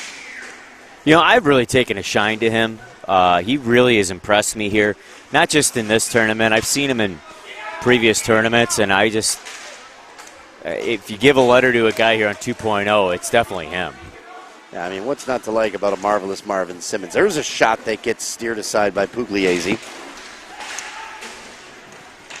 Centering pass gets knocked down, and there's Savage. At some point, we may have a poor man's Marvin Simmons as he continues to matriculate here in the Pro Division. Simmons slaps it back into his own zone. Closing in on the final seconds here of period number 1. Will Black Ice try to make one last chance? Under 10 seconds. Long pass up ahead. Onto the stick. Here's a chance as they walk in. Domo gets turned back, and it's over on the wall. Gets sent to the corner. Horn sounds as Simmons sends one towards the net. That'll do it for 15 minutes of play. 3-1 our score. Golden Knights on top. And Andy, your thoughts on that first 15? You know, it was Black Ice that really had it early. Obviously, they jumped out to a 1-0 lead. You knew it wasn't going to last, but it was all the penalty that started the problems for them. It went downhill after that, and they have to get a complete reset and figure out a way to get the next goal. If Black Ice allows the next goal, game over. I don't care if it's scored 5 seconds into the period. You're not coming back from Pama after a 3-goal deficit. You have to score the next goal, and you have to play a really strong, structured game and not expose yourself in your own zone against Pama. Well, for all the fans watching at home, 3-1 our score on this one. If you are curious, and I know you are, if you are curious, it's 4-2 Black Ice, which would be an 8-1 upset. And I think, Andy, we can all agree, Black Ice just got better as the tournament went on. And that whole Black Ice dynasty started when they made the playoffs back in Florida so many years ago. And they came in as the last seed. They had to play a game the night before. Then they beat the number 1 seeded Snipers in the morning by, I think it was a 1-0 game. So just a, incredible run that they had to really put them on the map. And, they've been a dominant force since. And kind of a similar road to that team. They've had it easy in years past with, going into the playoffs, 1 or 2 seed. This year coming in as an 8th. And I think they're going to be hungry when it comes to playoff time. And it shows right now with a 4-2 lead. Yeah, and again, changes that we've talked about here with Pama, but Chucky Baldwin's playing for Black Ice right now too, so that's a good addition to them. Of course, Chavo's not on the team. He's playing 3 Ice right now. So, addition and subtraction over there for Black Ice, and they, like I said, they had a tough round robin. Giddings with a nice kick save there off the stick of Don Carter, who overskated it, but who didn't was Simmons, who sets up that scoring chance. Simmons again forcing a turnover. Boucher's shot, and a nice save there by Pugliese. Simmons working 1-on-2, just raking away, trying to get the puck back from Don Carter. He can't. And here's the rush being set off by Kyle. Kyle's shot gets deflected into the corner.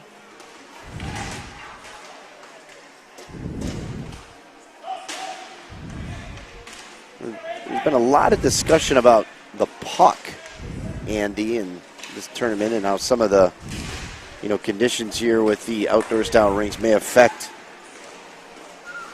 the puck. And oddly enough, someone in the chat, as that puck just goes off the crossbar, mentioned that he's done puck testing. Now, have you ever partaken in any puck testing? My assistance has never been required, unfortunately. But you know what? It's funny because I was talking to John about this yesterday some point in time.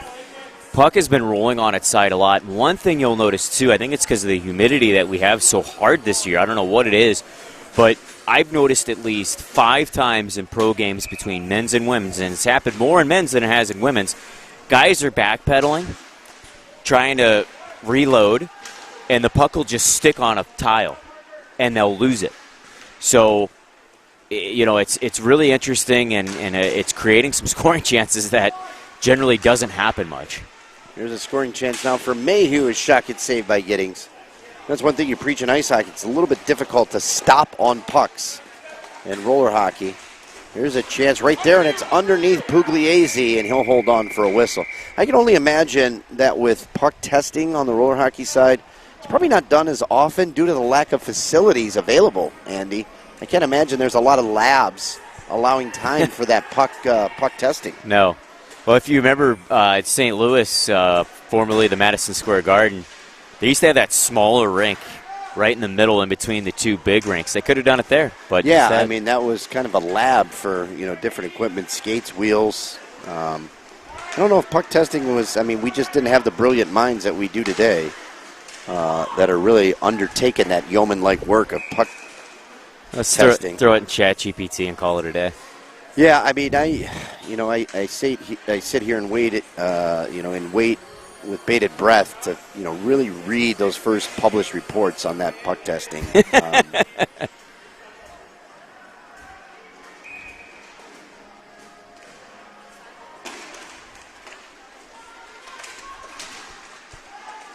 So Black Ice trailing this game 3-1. They've had chances to cut into this lead, but they haven't been able to put them home.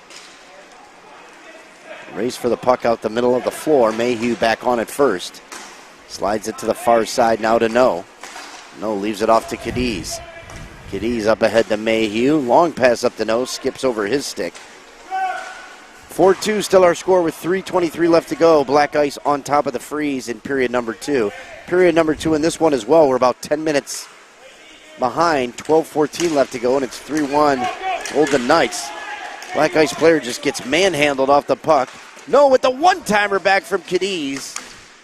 Oh, that was Mayhew that sent DeLuca down to the floor. I'm not going to say it again, but, you got to be strong on your skates. You got to be strong if you want to win this game and compete for Black Ice 2.0.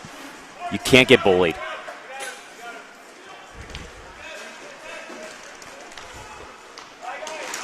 There's a long shot, and that one goes up into the netting out of play. We got nearly 500 people in our viewership right now.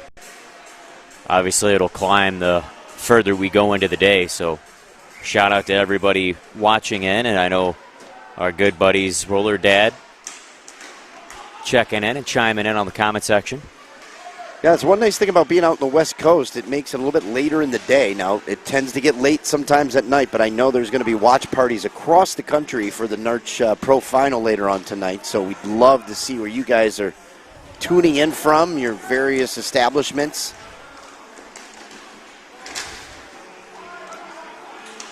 You know, I got to be honest with you, Andy, when I'm watching a game, you know, when I'm not on a broadcast, maybe if it's, you know, somewhere else or a different tournament, I'm a big lager guy when it comes to watching pro roller hockey. I know you like to maybe dip into the IPA section. You know, it's just anything that, it depends on the game, to be honest with you. It just has a feel. Yeah, I mean, sometimes the lager game, there's IPA game. some games where it's just straight whiskey shots. Oh, straight yeah, whiskey you know, shot. but, like, why not? That's probably like a game with a Cody Kettler in there. Yeah. There's a shot right on, and Giddings makes a save there. Yeah, I can just think of three wise men, you know, when I see a Cody Kettler out there. I mean, it's just got to be rough, raw, and just hard to swallow.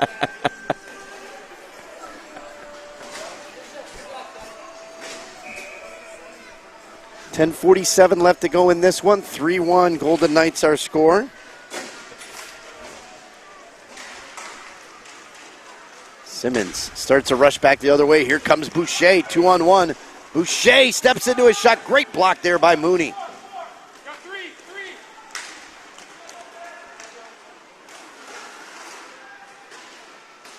Boucher able to get the steal for 2.0.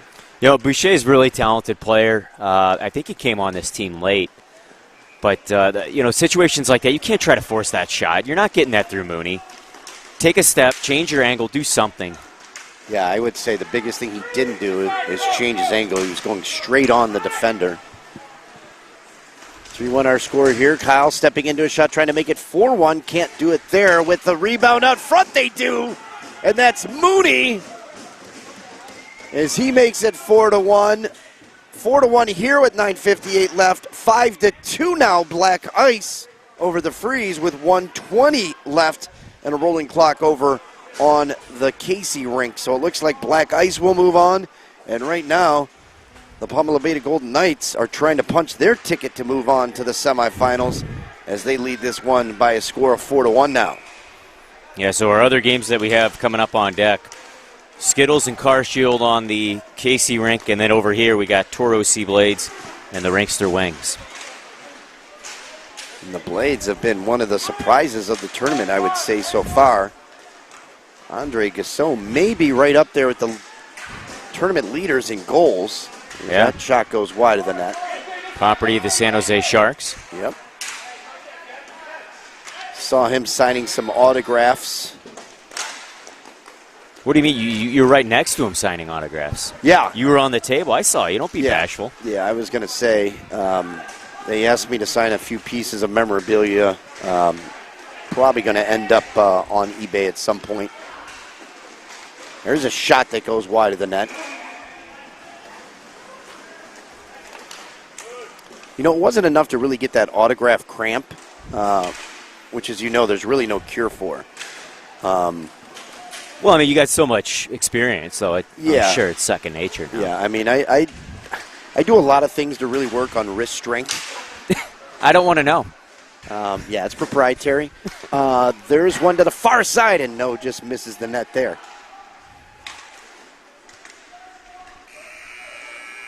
And the horn sounds over there as Black Ice moves on, 5-2. So Black Ice, update your brackets. Moving on as the 8th seed. So chances are they may play this Pama Labeda Golden Knights team in their next contest.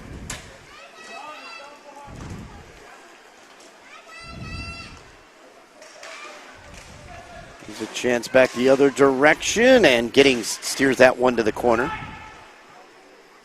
8:10 left to go here in this quarterfinal game.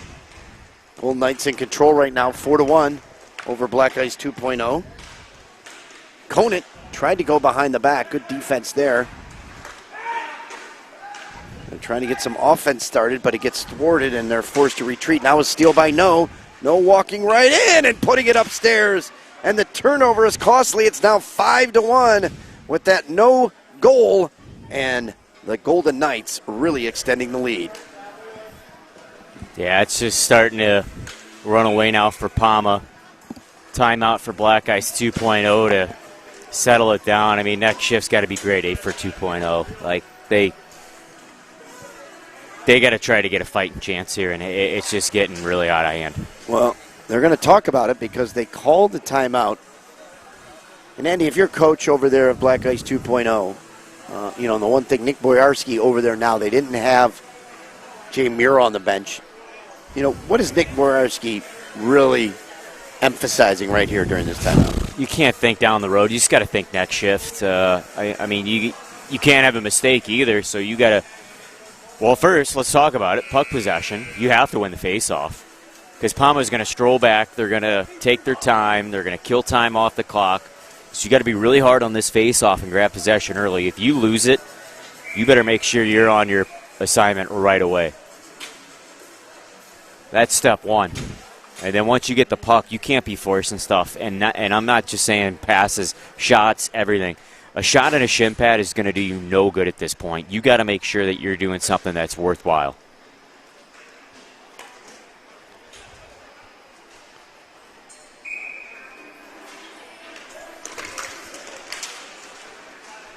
So someone's chiming in. I think this is hilarious because I noticed this too.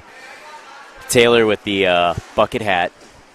Branded bucket hat for Pama as a backup netminder. I love it. I'm all for it.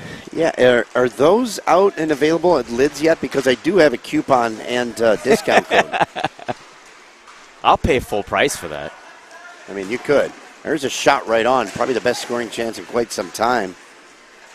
It was a 1-0 lead for the Black Ice 2.0, and that seems like it was ages ago, Andy. Yeah. And they now trail this one 5-1.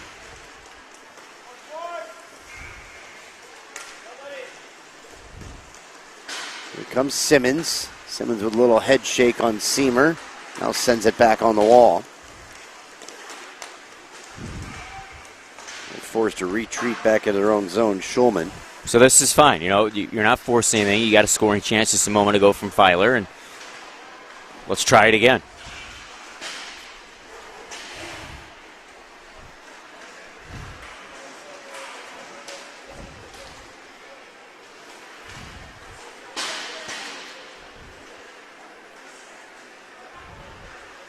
Simmons slowing it down, but the clock not the friend of Black Ice 2.0 at this point. No, he even turned around and looked. I agree with you. I'm all for good hockey games here. I don't want to see a 5-1 final. I want to see a 5-3 game, maybe 5-4. Like, let's just get this interesting.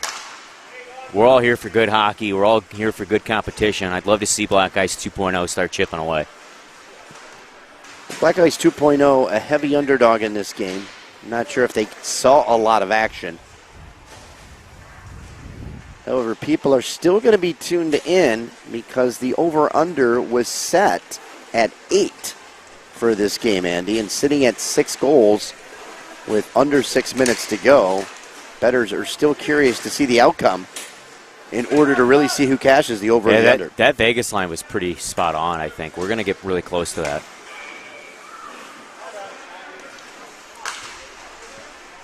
Here comes Black Ice 2.0, and they elect to fire it back down. Well, goals against isn't going to do anything for you here because it's win or go home at this point, and they seem to not wanting to take chances, which is fine because you're playing against a defensively stalwart club in the Golden Knights, but you got to try to force the issue just a bit. Yeah, something's got to get going here. There's that puck again, not agreeing. Here they come. Now they've started to push the defense down a little bit. Makes a move. He's got a shot. And that one gets headed down by Pugliese, who makes a save there. But it's a good job. They were able to generate some speed and get up the floor quickly.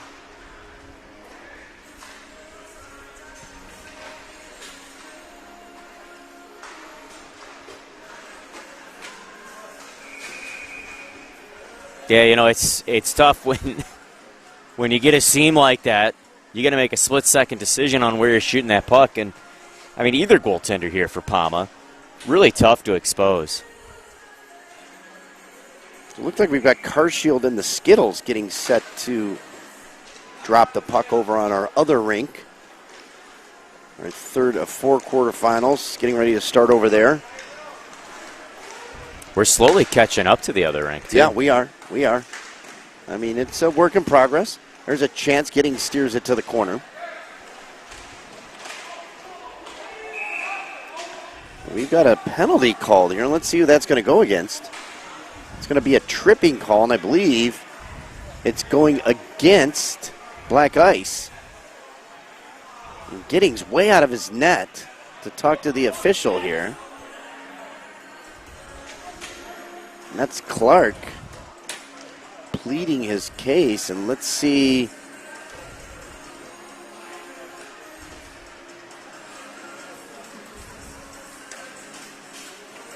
Clark being sent off into the penalty box now.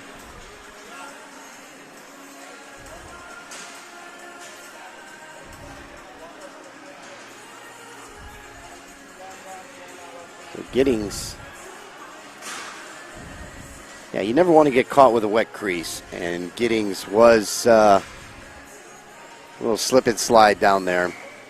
Well, he's leaking for sure. That was a problem, I think, in the first period with him, too. So face-off controlled by the Golden Knights.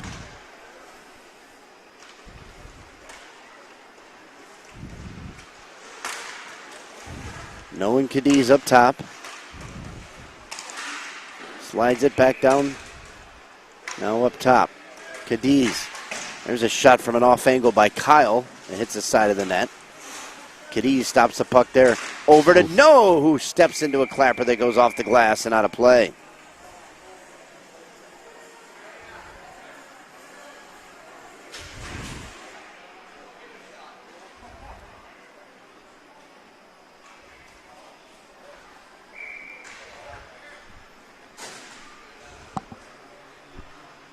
Well, it's going to heat up here throughout the day, and I'm going to tell you up here where our broadcast position is.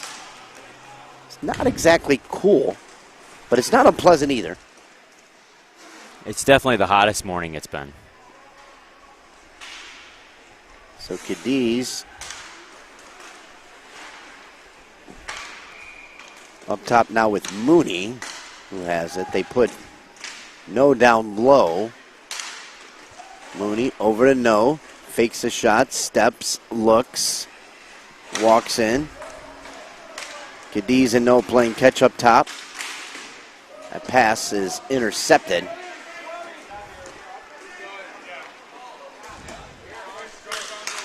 .15 seconds left to go in the man advantage. There's a one-timer there by Mooney that goes wide of the net. Here's No shot save there by Giddings. Rebound by Kyle. They score. It's now 6-1. That's going to count as a man advantage power play goal because there was 5 seconds left to go, Andy. So that one still does count as a power play goal. Yep, 2 for 2 on the man advantage for Pama today. So they bookended the game with power play goals unless they get another one here in 3:08. But I would assume that either team is going to surrender the rest of the game. Hey, you talk all this talk about pucks.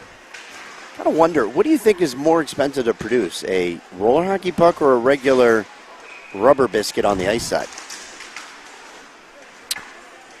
I would guess roller. You'd think, right?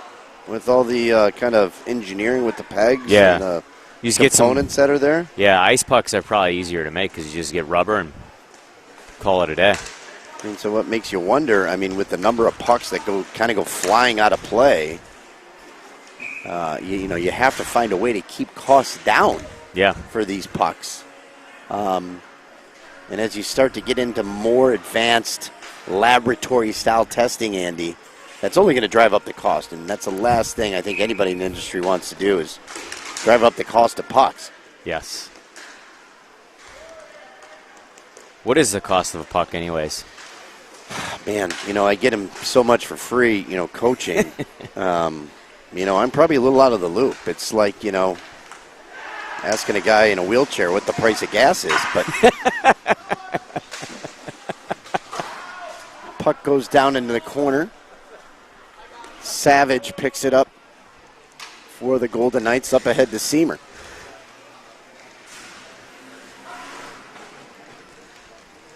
Seamer works it back. His team leading 6-1. It's pretty much a foregone conclusion that they'll move here in the NARCh Pro Finals. That puck is right there behind Giddings. He almost got that through. Carshield leading 1-0 over on the other side. Wow, early lead there for Carshield against Skittles. And we were talking last night. It always seems that the Skittles just make some sneaky little run in the NARCh Pro playoffs, and you just find themselves in the semis or a little bit further than everyone thought. So that team that like kind of gets on the edge but not quite over the hump. They got some really underrated players on that Skittles team too. Abamount's one of my favorites on that team. Yeah, Abamount, I think he's kind of a player's player, right? He just goes out there. He's not the biggest. He's not the fastest. But what he is effective. Yes. And, wow, it's now 2-0 Carshield. I'd say at Carshield, too, like that was a team that they started off a little bump in the road. They lost game 1. It was against Black Ice 2.0. But since then, they've been thumping. People are telling me in the comments that the price of pucks are pushing $8. No way! Wow. And if you go into a puck bag that's got 20 pucks in it, that's $160 you're carrying around. Yeah, wait. Carry That's the like two. that's like a pair of new shoes.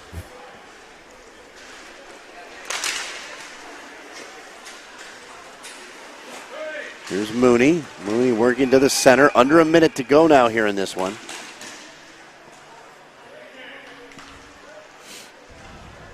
You know, I know you've had a chance to catch Carshield games. What do you think of Schnapp on Carshield? I nickname him Sugar, the Sugar Snap. Sugar Snap.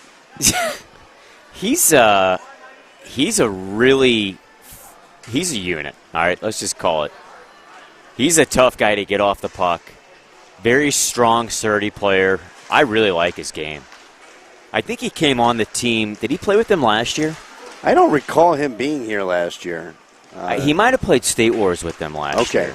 Let's say this is my first exposure to Sugar.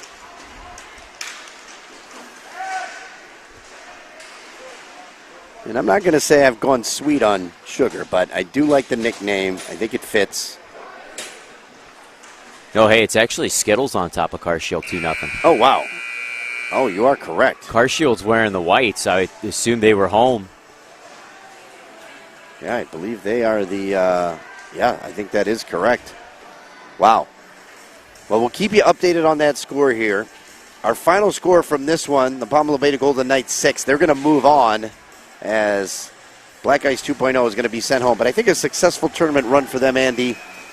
Nice job getting to the playoffs here in a stacked division and kind of getting, a little bit better showing than probably what a lot of people expected. Yeah, they started off day one really well. Turned some heads. They beat Carshield right off the get-go. It was a really good hockey game. You thought, all right, here you go. 2.0's got something to say in this tournament. But, they couldn't stand the test of time. But kudos to them. They did a really good job here at the NARCh Finals.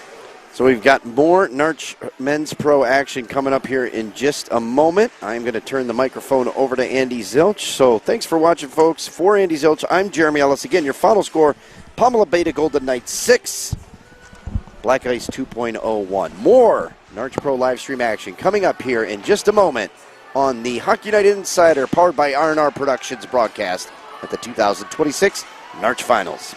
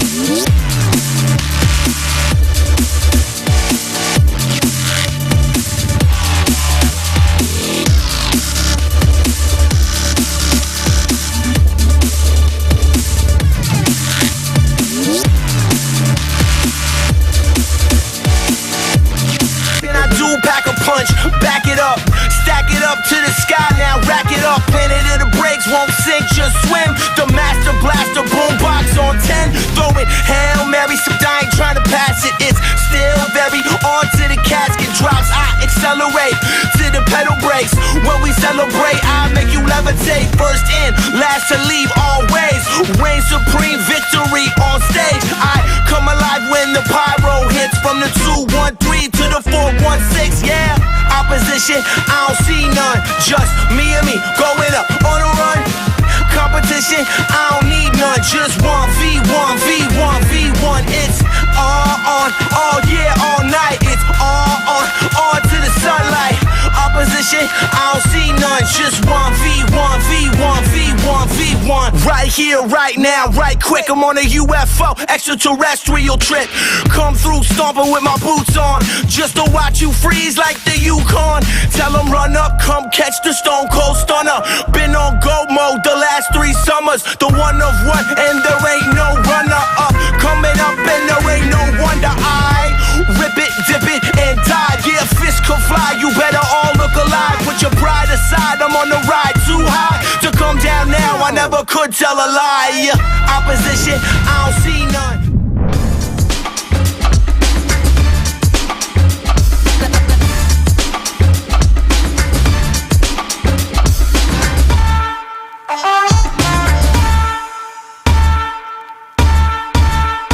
See, I'm a maniac, who ain't spraying gas. I'm just crazy at saying raps, this ain't no tracks.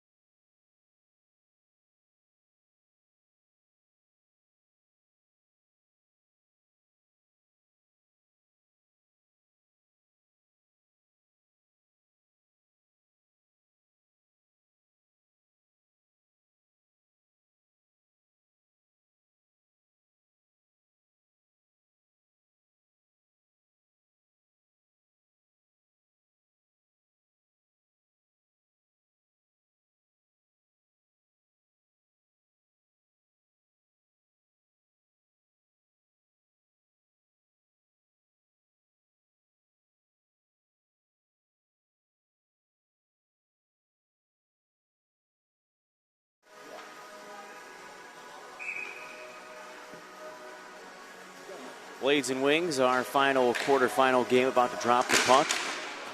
We're over here on the Corey rink. On the other rink, it is a Skittles 2-1 lead. 5.5 left of their first period, but we'll start this game off with the OC Blades taking possession. Wearing their white sweaters. A lot of speed up the floor and a quick drive off the far wings, patted aside by Jastro to the near corner. Well, right in front of the net, tic-tac-toe, backdoor play, and Gasso scores to give the OC Blades a 1-0 lead.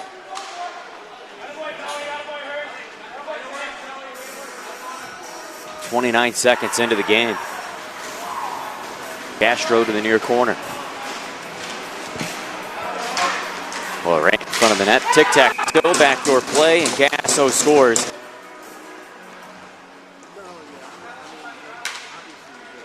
Blades take possession again. Gasso cross to the far wing. Attempted drive down to the slot, rejected. Sends Huffnagel down the other way. Poked off his stick.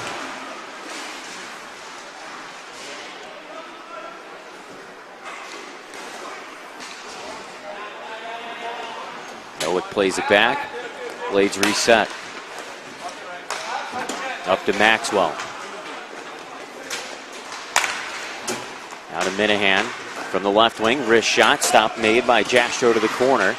Loose puck pounded off the far boards. Pinching on the play was Sturbu. Carries all the way down. Gets shouldered by Klusic. Maxwell comes away with it. His centering feed missed, and the Blades have to reset.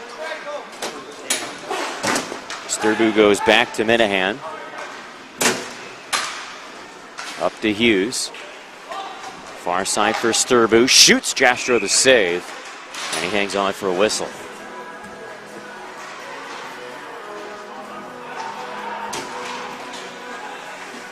Toro OC Blades started off 3-3 tie against the Scorpions. Then a 5-5 tie against Pama. That was day one. Day two yesterday, they beat Black Ice 6-3 and 2.0 6-1.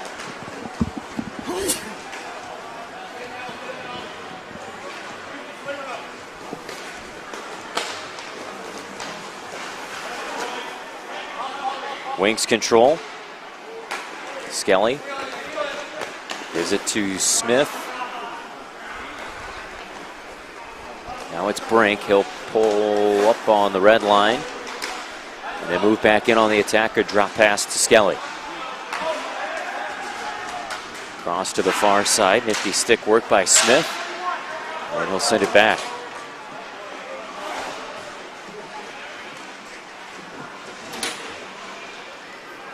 For the Wings, their day one comprised of a 2-1 loss to the FREEZ and a 3-1 loss to Skittles. But then they beat Blood and Feathers 6-1 and the Scorpions 5-2.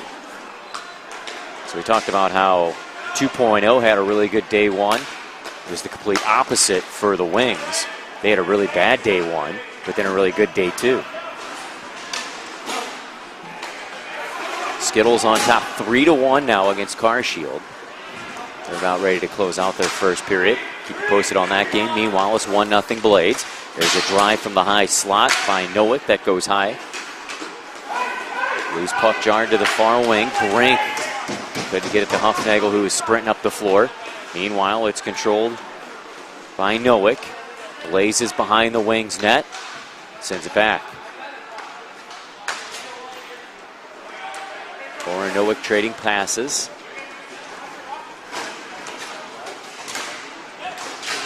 Walks it up to Nowick. Touches it off the boards. Goes to Hershuk. He shoots and scores. OC Blades with a 2-0 lead. Oh, was that Hoare? That might have been Hoare.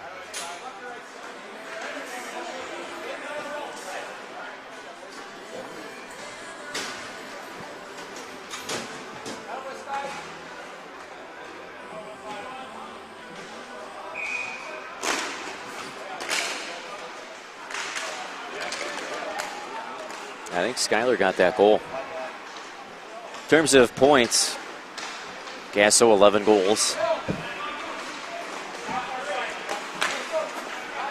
for the OC Blades. Just got the game's first goal. Clear cut, their top leader. Sturbu right behind, well, not right behind him, behind him. 5 points, 2 goals, 3 assists. Nowick, goal, 4 assists. That's the top point producers during the round robin for them. For the Wings, Skelly with 4 points, 3 of which goals. Nikolai, 3 goals, no assists. And McKinney, a goal and 2 assists during the round robin.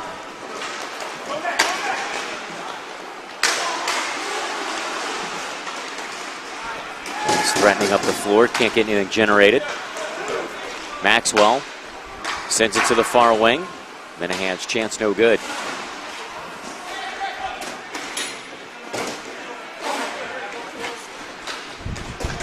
Sheeran for the Wings. Goes backwards for McKinney.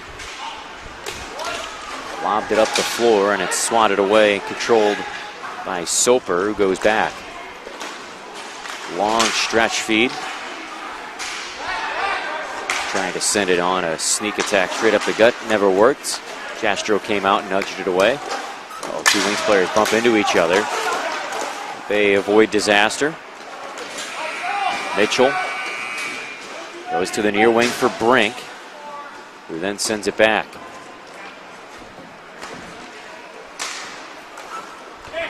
Huffnagel to Sheeran.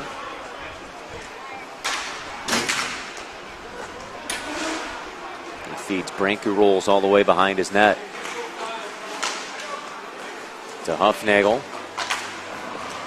Right back to Brink, high slot. Puck knuckled on him and rolled over his stick. Didn't help that he was dealing with a defender. And the OC Blades take possession with Soper on the left wing. Cross.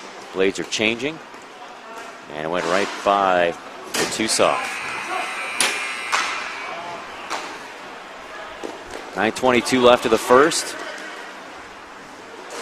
There's Nolan Sheeran from the high slot. Drops it to Brink, to Sheeran. Goes backwards for Klusic.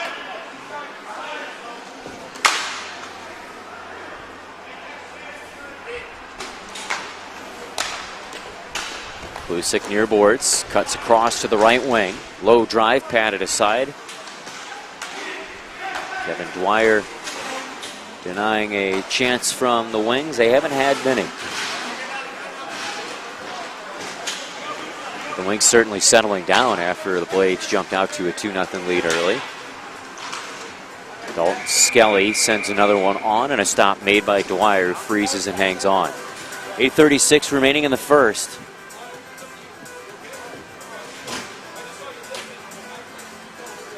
Still 3-1 Skittles. Rolling into period number 2 on the other rink. So Gasso from Hershuk and then Hoare from Gasso, the 2 goals scored by the OC Blades, currently out shooting the Wings 7-2.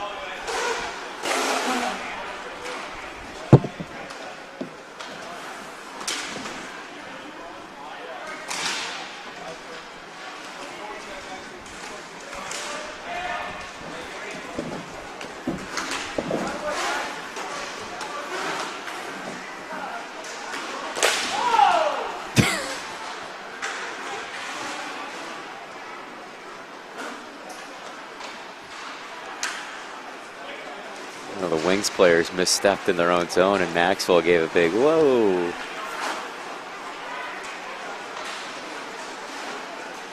Slow tempo. Good patience displayed by the Blades. Sturbu near wing, shot blocked. Wings transition the other way. Lots of speed from the far wing. Reef couldn't get it to go. Puck carries up the near wall, back and forth we go. Gasso near wing, he shoots. Pad save made by Jastro. Loose puck near boards. Gasso again on it.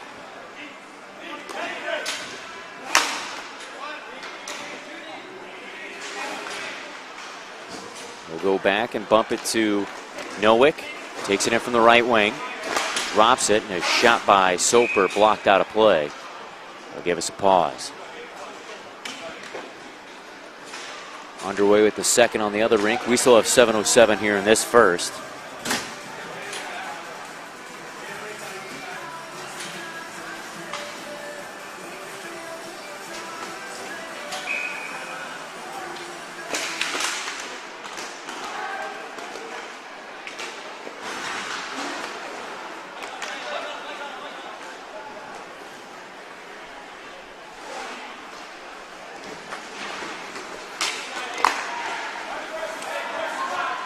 Brought up by McKinney.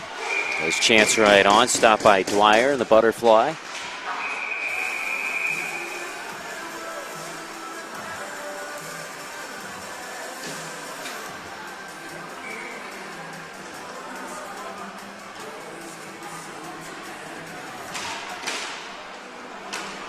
Face-off win by the Blades, but it's clapped towards the wing side of the floor.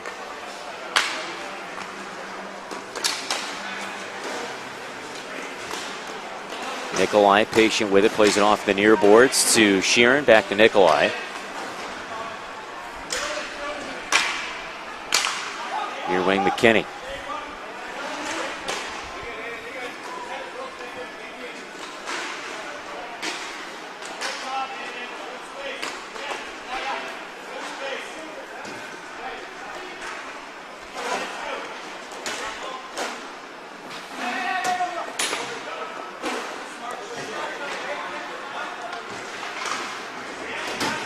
Wings with possession back behind their own net, under 6 to go.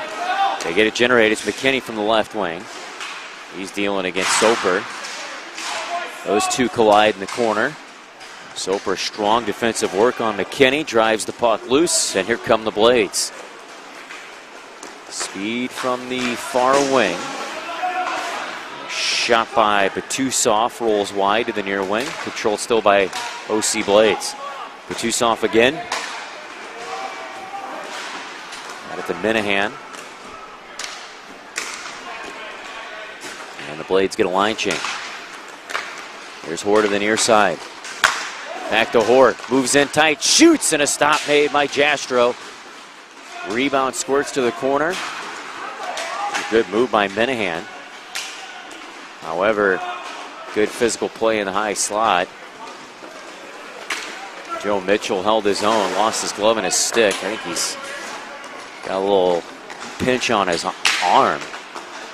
So he'll go off. I think he landed on his arm after delivering the body. Hopefully he's okay. Continue on with play. Rising shot stop made by Dwyer. And he'll hang on for a whistle. 4:40, period 1.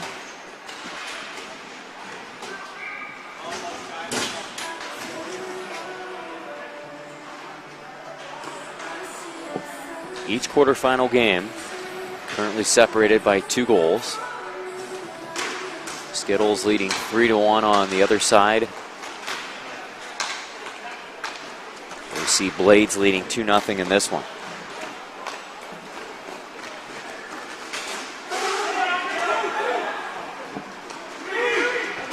Blades got a 3-on-2 back the other way if they hustle. Good back checking from Huffnagel. And strips the puck. Huffnagel charges up the other way. Showing off the 200-foot game. However, he ran into coverage and it's stripped away. OC Blades controlling. This is Hughes, plays it off to the left wing side. Puck drop back. Looks like Carshield just scored on the other side. So 3-2 game.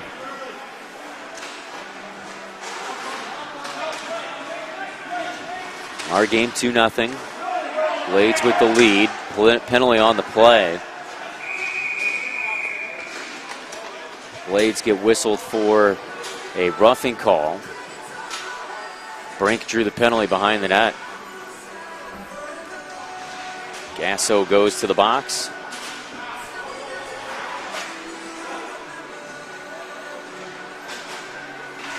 .334 left. Big opportunity for the Wings here.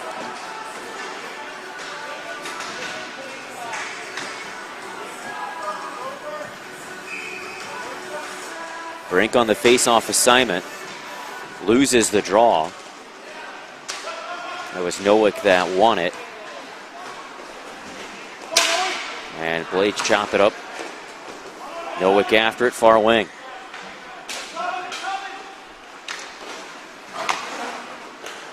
He sends it to Hershuk. Protecting the puck to Nowick.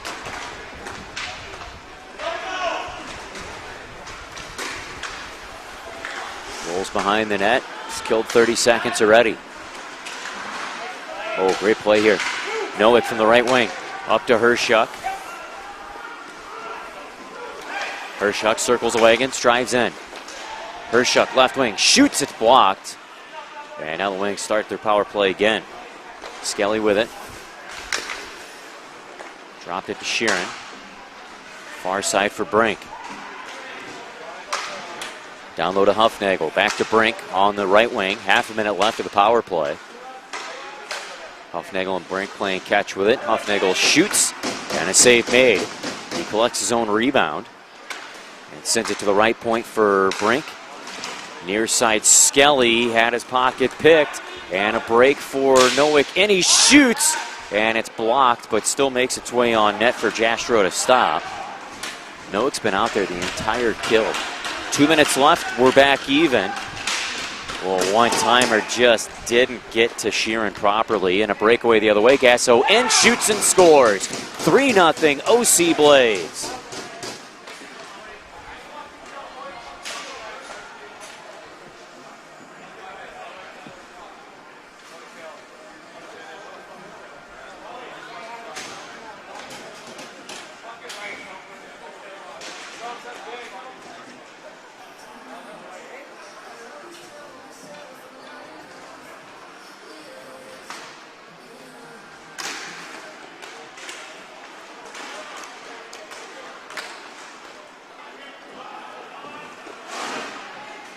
Gasso's had 3 points in every game except for the opening game against Pama.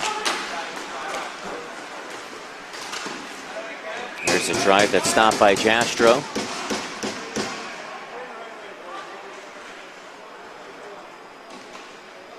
And in fact, it's been a hat trick every game. The Black Ice game, he had 4. Again, of course, except for the Pama game.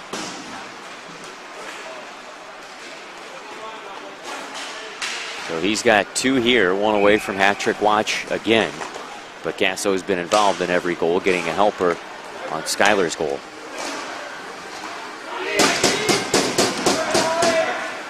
Travis McKinney shot blocked. Feed up to the near wing, Minahan. And Minahan wisely pivots back. Gives it to Sturbu from the left wing. Sturbu in, shoots, just missed. Puck near boards. Maxwell holds his own. Great job getting away from 2 purple sweaters. And it's fed back.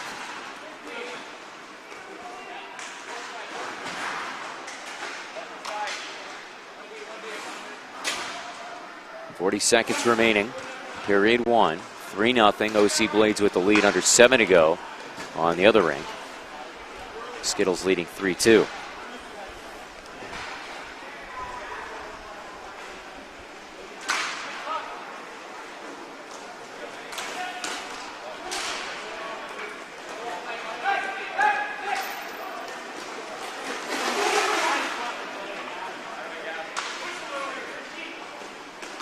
Looks like the OC Blades will just put it in their pocket here and let the clock run down. We'll pass to the far wing, stolen, brought up by Ben Smith, and a chance on Jastro, blocked out of play. That'll give us a pause. We'll step aside for a quick half-minute. Return, we'll have our second coming your way. The OC Blades on top, 3-0.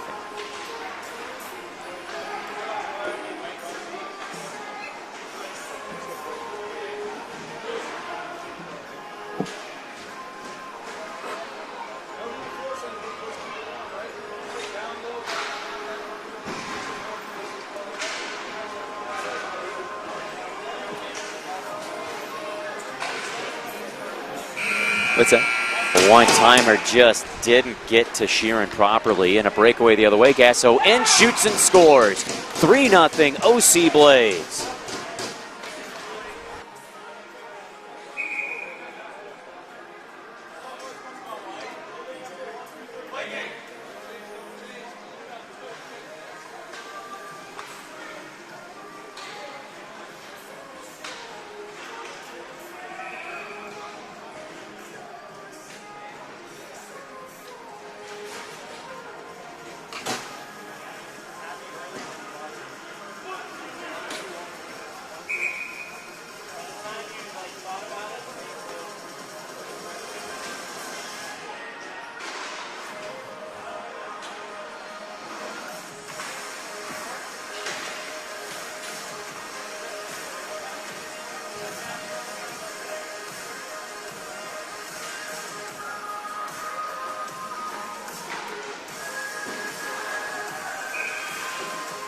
We're back for the second. Wings traveling left to right. They got the black, green, and purple on. Blades in their whites, trimmed in red and gray.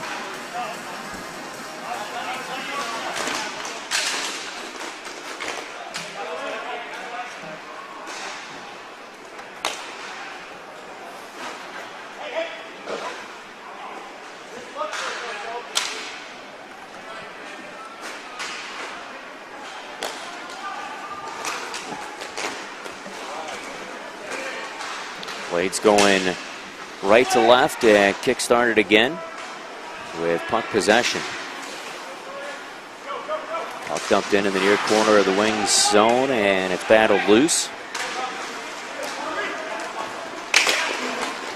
Brought up right wing side, lots of speed and a chance by McKinney, stopped by Dwyer. Bumped out of play.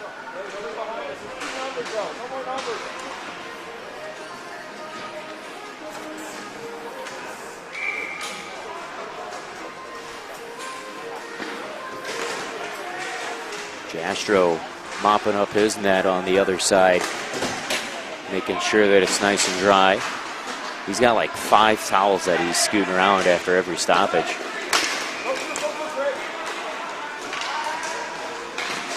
OC Blades threatening a shot stopped, rebound, and Jastro with the stick save to the corner.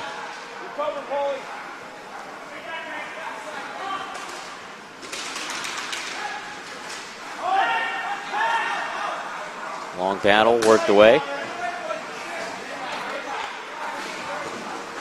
Hughes for the Blades. Goes right in front on the doorstep, a chance. Jastro the stop.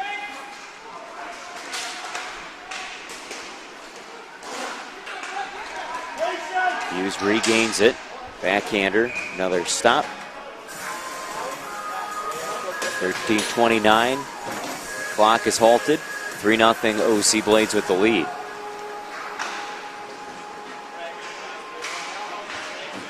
Obviously, we'll keep a good eye on the other rink. They're at the conclusion of their game. 2:44 remaining, period 2.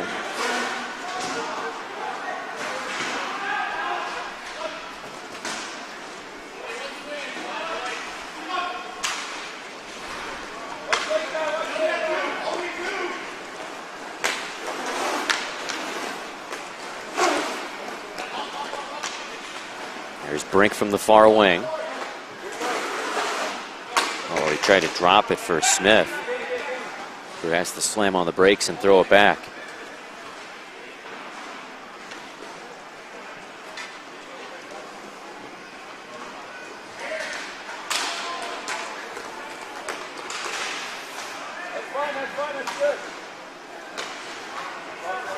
Wings are still maintaining possession, but on their own zone.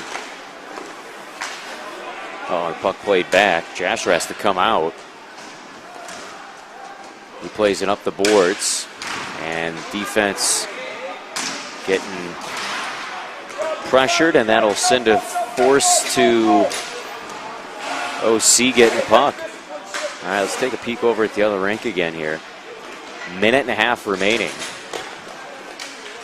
Carshield threatening on the attack.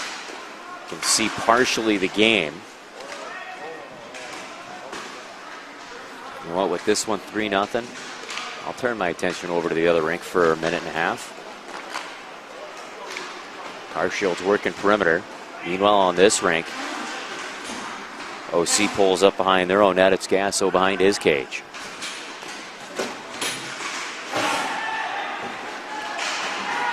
Carshield's offensive chance doesn't go. Knocked away out to center. Meanwhile, on this rink, still OC controlling in their own zone behind the net. 45 seconds left on the other rink. Skittles with a 3-2 lead.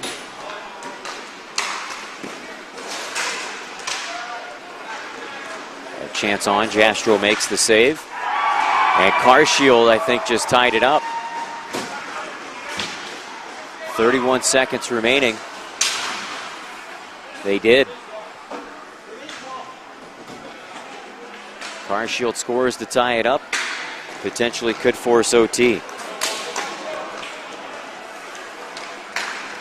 Meanwhile, OC Blades threatening, and a chance is stopped by Jastro. He hangs on for a whistle.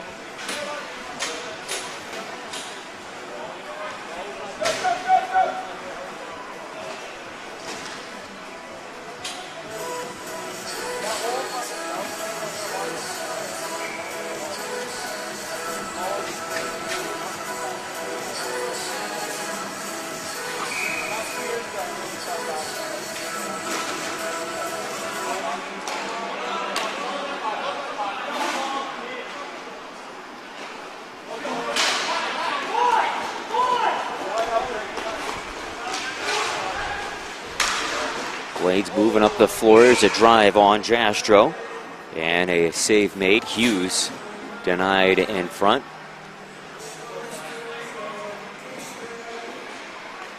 Skittles took a timeout on the other rink after Carshield scored.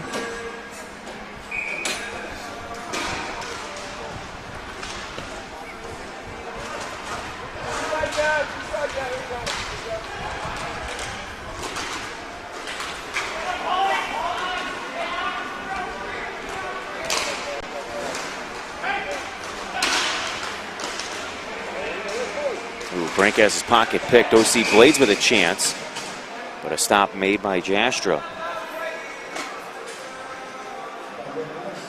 He's getting peppered here.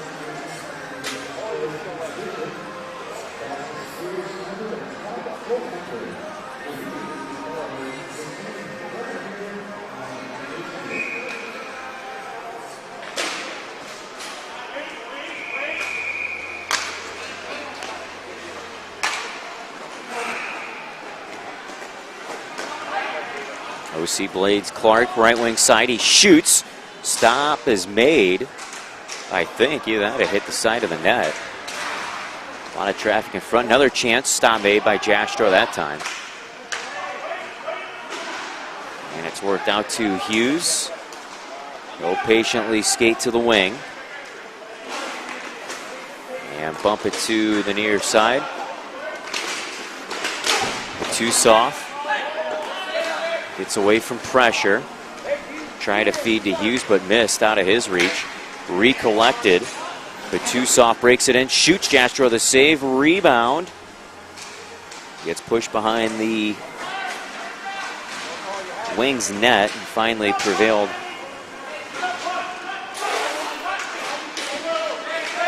By Huffnagel, takes it up along the near wing, cuts to the slot, shoots, but rifled it wide. Back the other way, it's Clark from the left wing side. Under 9 to go in the second period. He plays it back. And Hershuk will control behind the net. Well, Skittles and Carshield will go to overtime. We're 3-0 on this rink.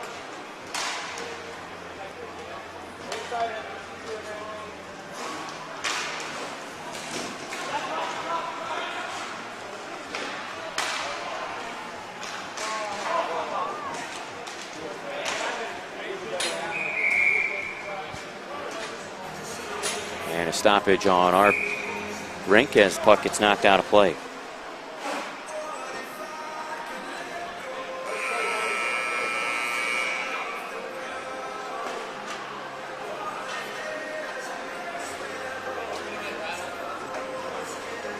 A little timeout action now as Wings will try to settle it down.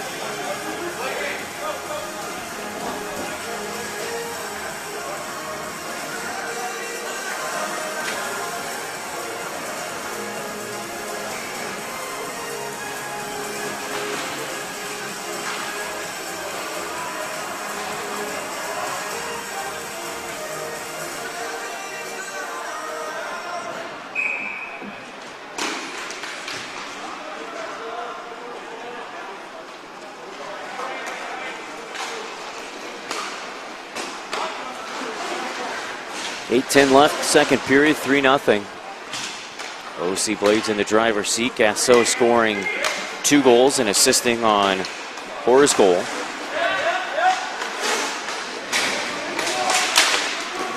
Puck controlled by Skelly. Breaks it in one-on-one.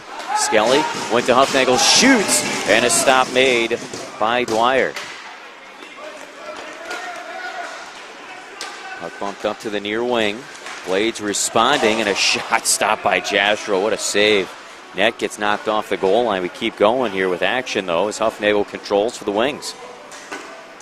They'll send it across to the near wing. Ben Smith curls behind the net. Drops it for Huffnagel. Sorry, that was Klusik, now to Huffnagel. Huffnagel's drive blocked. Charging after the loose puck is Ben Smith, who drops it back. Huffnagel takes the left wing. There's a delayed penalty. Joe Mitchell upended away from the play. He got picked down to the floor, and we'll have a Wings power play.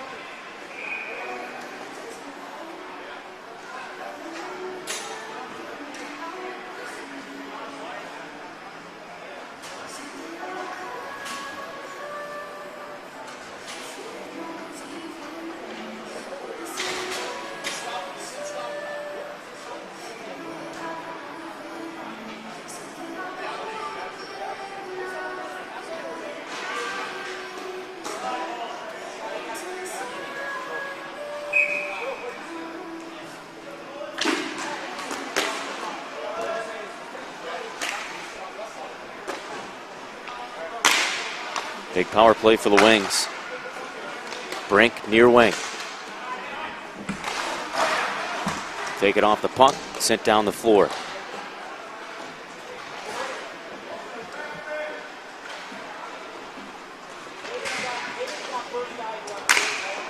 Alton Skelly winds up a slapper, and a stop made by Dwyer. Hangs on for a whistle.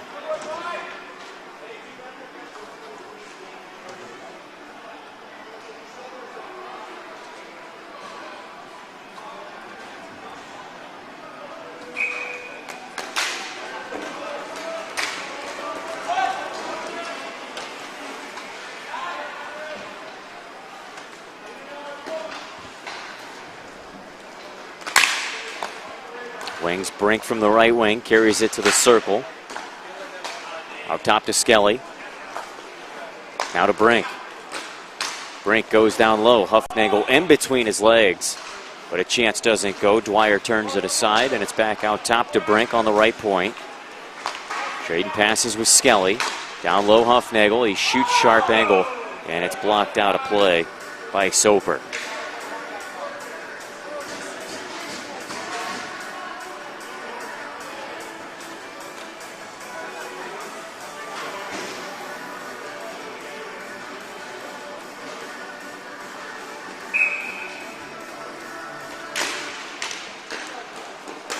Face-off won by the Blades, but it's taken away by Skelly. Sent to, Huffnagel was in between his feet on the pass. And a sharp one that came from Brink, but still the Wings with it. Brink shot patted aside by Dwyer. 9 seconds left of the Wings power play. 5.5 remaining. The other rink still tied at 3 in overtime. Big drive on the one-timer, missing wide. Brink collects near boards. We're back even. And the Wings reload.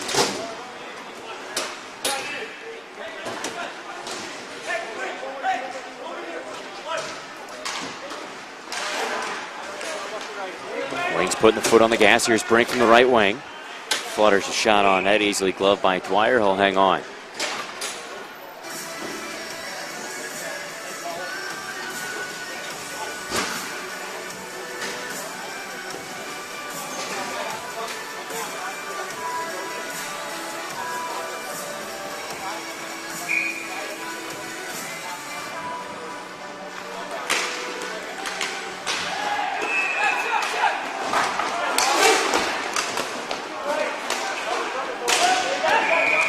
Travis McKinney gets hauled down. We'll have an OC power play.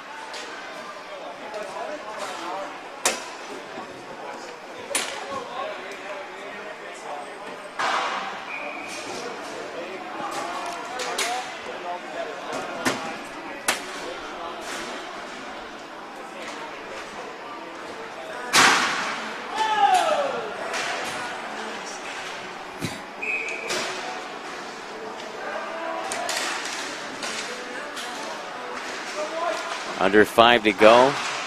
Blades could really put this one away. Gasso from the far wing. He's still on hat-trick watch. To Hershuk. In front. Deflected. 2 different chances. Jastro turns them both away.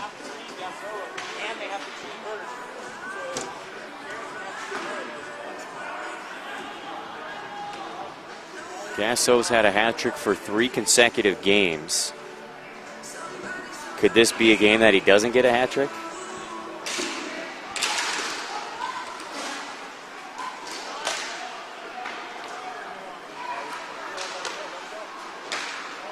Puck worked perimeter. Hershuk over to Gasso. Nowick standing in front. He gets it. Sturbu on the back door.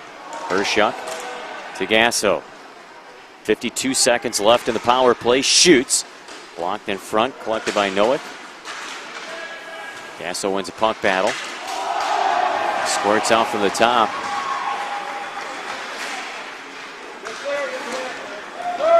Now Nowick. Dropped for Hershuk. 33 left of the power play. Puck played in front. A redirect goes wide. Skittles threatening on the other rink. Nowick with another shot. Shoots and scores. 4-0 OC Blades.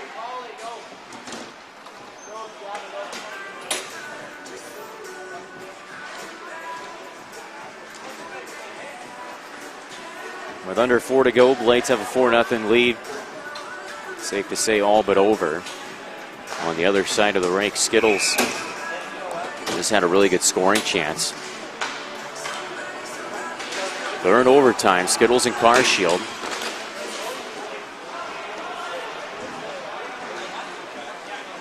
Skittles currently has a power play too. Or just concluded, I should say.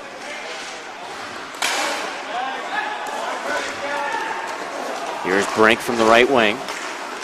Tried to go across. Good block by Soper. He's been so strong defensively.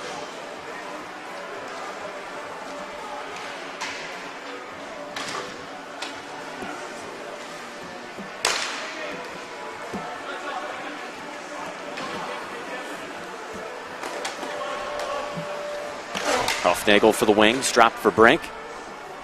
Reverse to Huffnagel. Huffnagel takes the slot. Oh, puck rolled away from him. Just tough puck luck. Clark back the other way with the net empty.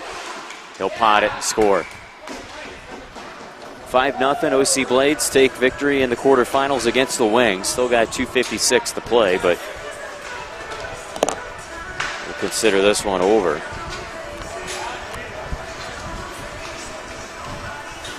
Carshield in the offensive zone on the other rink.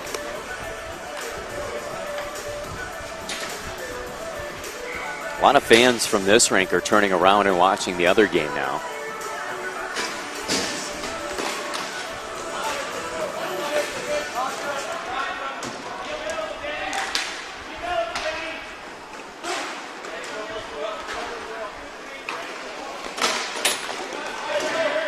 Call the other game for a second. Carshield moves it in.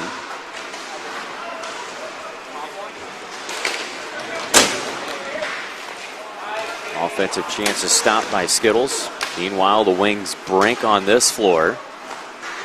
Nice move on the near wing. Tried to play it in front. Trickles on Dwyer, who covers.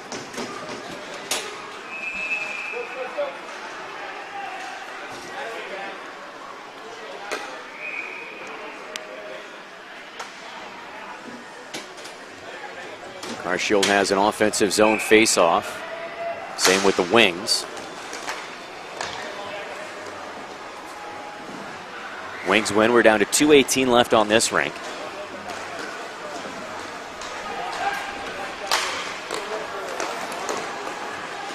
A lot of speed up the near wing. Oof. Nolan Sheeran ran into Dwyer. There is a penalty on Sheeran. OC Blades control.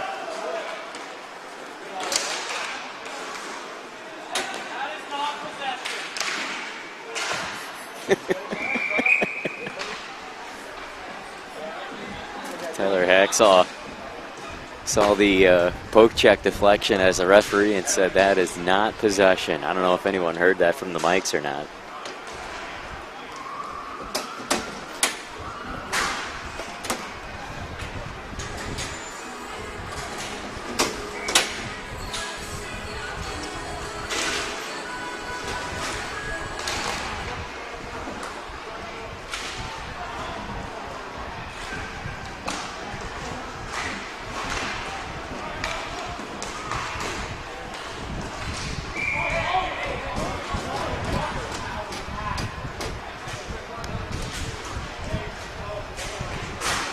Blades score again, make it 6-0.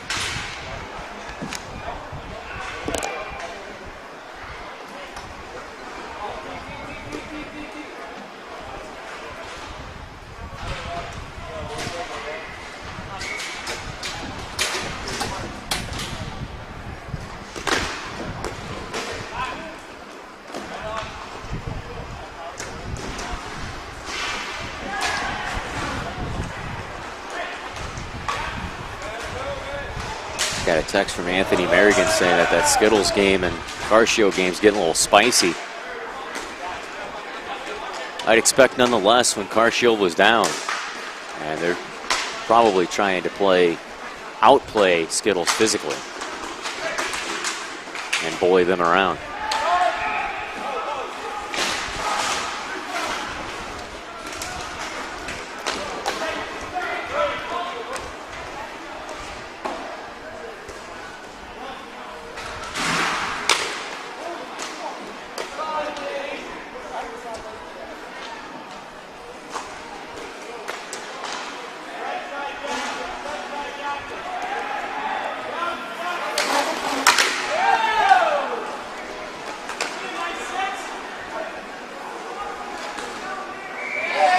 Nothing OC Blades. Another goal.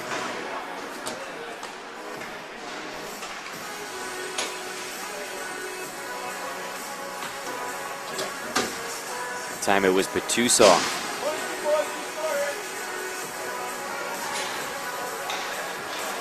Under 5 to go in the first overtime between Carshield and Skittles.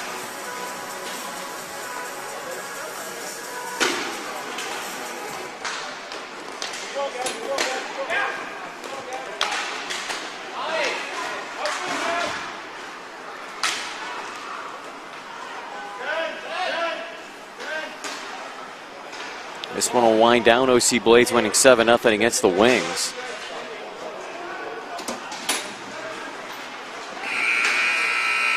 That Carshield Skittles game still going on. Still got 4:20 left of their first OT. We'll pause here, take a break, and bring it right back. We'll continue on with Pro playoff action. We have Women's Pro coming up.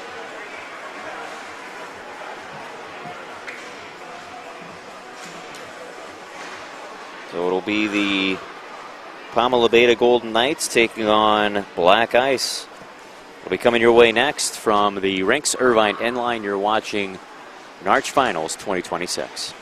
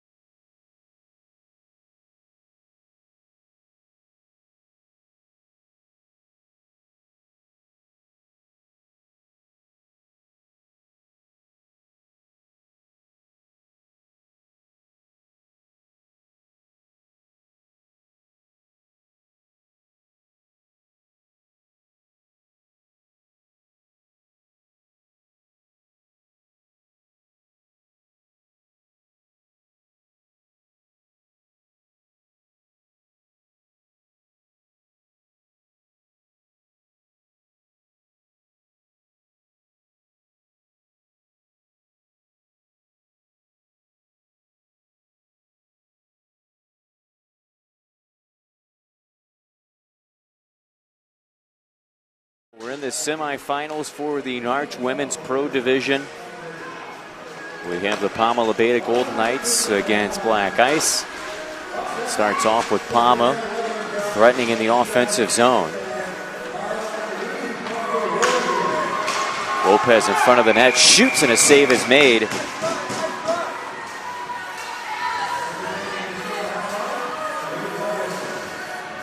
Mealer hangs on.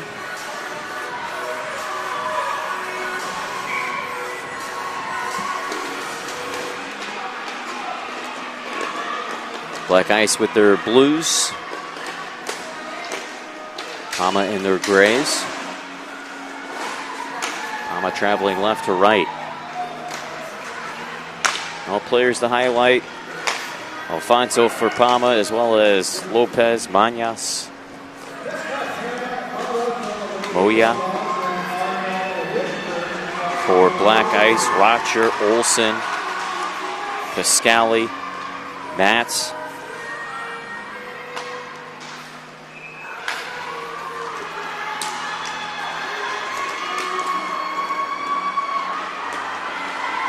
There's Lopez from the right wing. Cuts to the slot. Puck knuckled on her, and it's hacked away by Coetzee.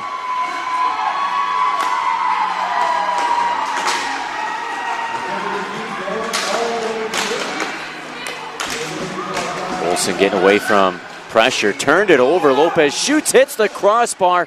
Rebound. Bounces along the goal line. And it was covered successfully by Mealer. Olsen getting away from pressure, turned it over. Lopez shoots, hits the crossbar, rebound, bounces along the goal line. Jumped on the puck, and if she would have covered that in the crease, that would have been a penalty shot.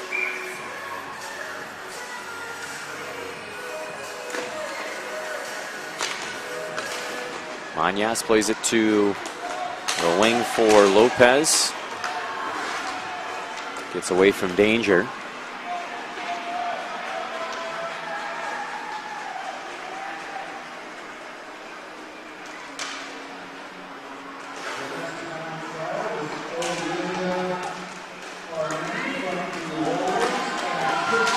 Alfonso from the left wing.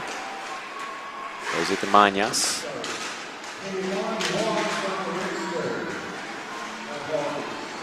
Puck stripped away.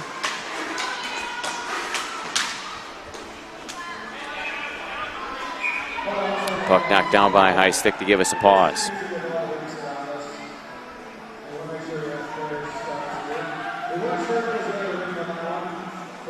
Black Ice played this morning, defeating the FREEZ 5-1. So they have a potential 3-game slate today, should they come away from Pama.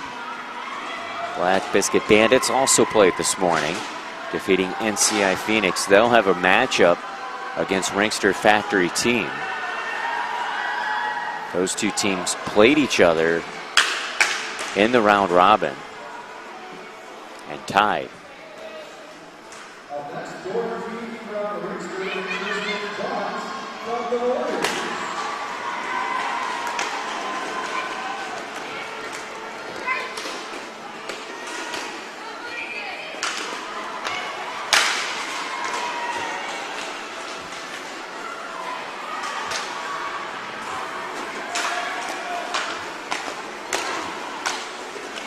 That was last night, the 0-0 game.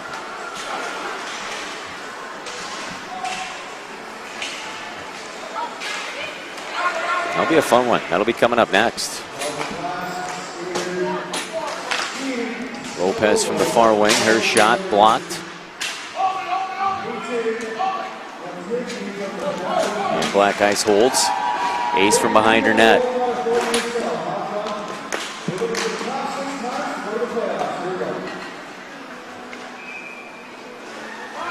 Her feet up the near wing, intercepted.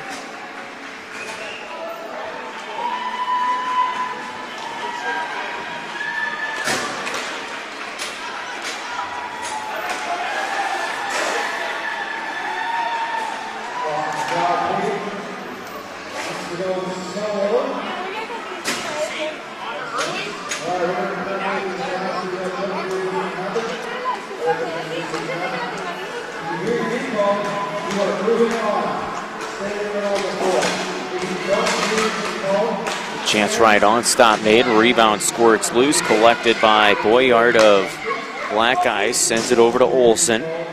Olsen from the left wing. Carries it down low to the corner, drops it back to Coetzee, and across to Ace.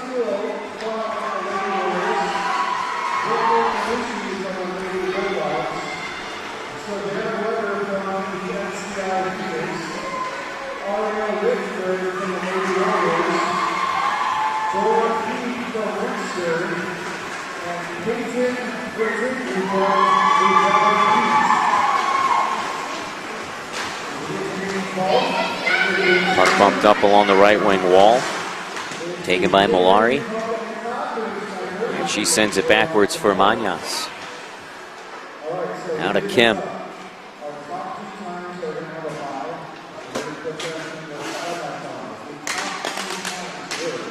Kim bumps it up to the wing, now Mañas. Circles at the red, stops.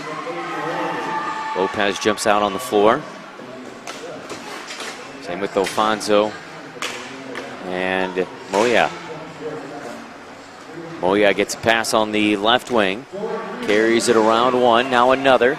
Moves in, backdoor feed, and a shot fanned on by Alfonso. Lopez after it on the boards. Lopez shoots, hits the post. Coetzee on the rebound for Black Ice, coughed it up. Moya on the slot, shoots, and a save is made by Mueller. And Pama just continues to threaten offensively, but can't get it through. Now here's Ace on the near wing. She gets stripped of the puck. Here's Lopez from the left wing. Plays it to the high slot Moya. Her drive, shoots, hits a skate, and scores. 1-0 Pama. You knew it was coming. They just kept putting water into the dam, and finally it broke.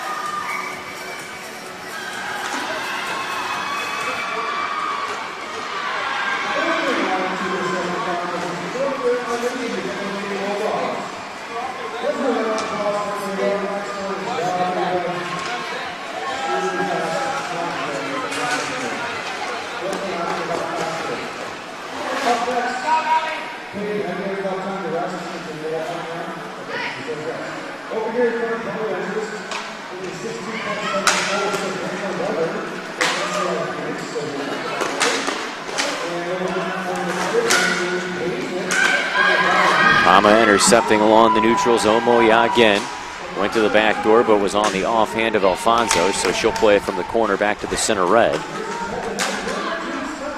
Anyas to Lopez, poked off her stick. Controlled by Rocher. Plays it off the far boards for herself. Bumps it along, but out of the reach of Mats. Mats off the corner, sends a shot on net. That's turned aside and give us a stop.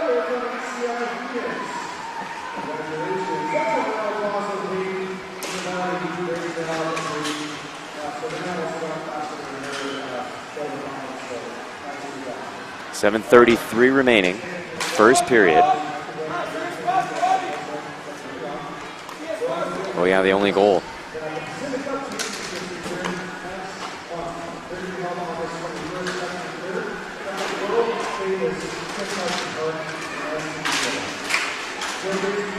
Battle on the far wing. Rocher takes, stripped off her stick. And Mats goes cross to the near wing. Boyard scoots away from Lopez, shoots, but blocked high.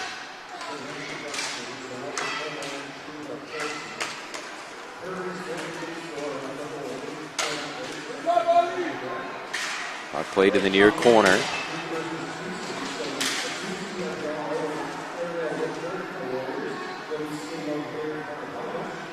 Stolen by Lopez.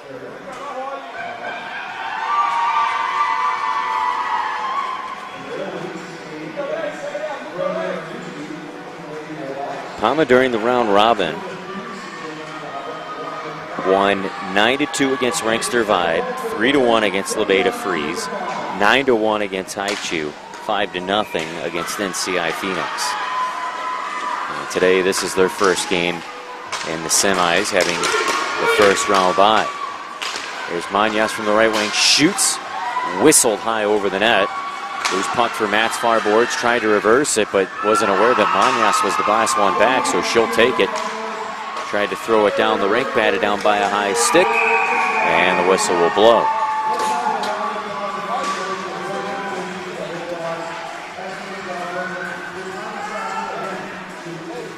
For Black Ice, during the round robin, they won 4-1 against NCI Phoenix, lost 3-1 against Rinkster Factory Team, tied 2-2 against the Black Biscuit Bandits, and won 5-2 against Rinkster Vibe. Again, earlier this morning, winning 5-1 against the Labeda FREEZ.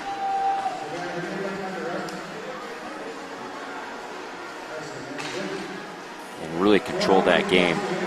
Rocher, 4 goals during the course of that game. Mats assisted on 2 of them. Boyard had 2 assists, and Mats had a goal of her own.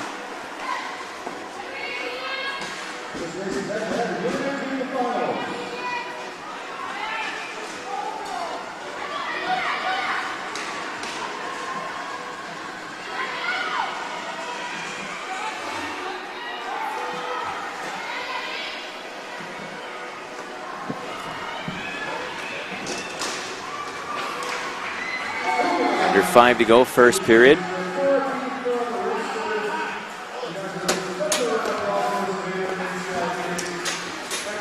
1-0 off a Muya goal.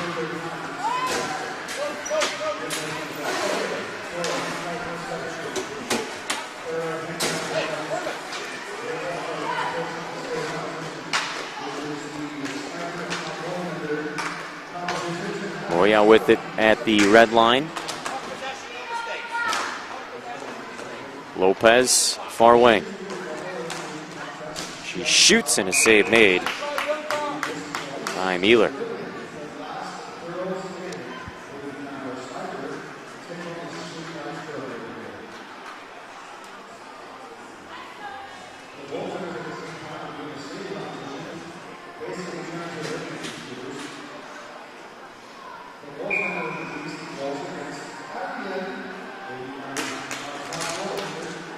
Face-off win for Black Ice.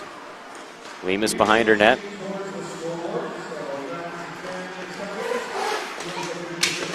Gives it to Rocher, working against Alfonso.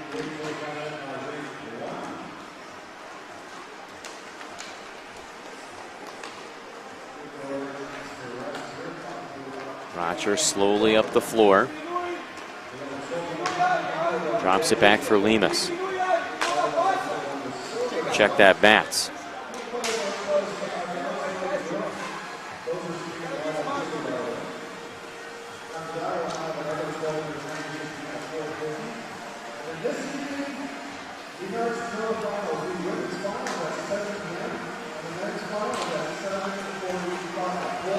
Black Ice going northbound.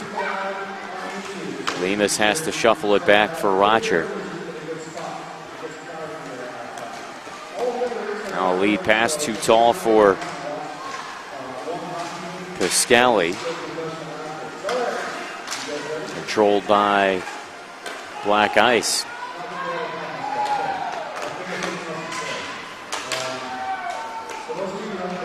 Mañas plays it back for Lopez, and then Mañas again. Under 3 to go the first.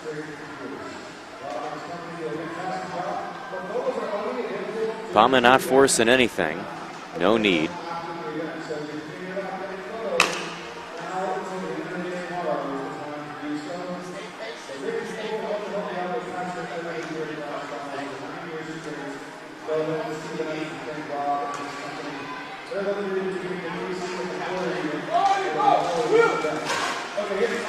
Potential seam here.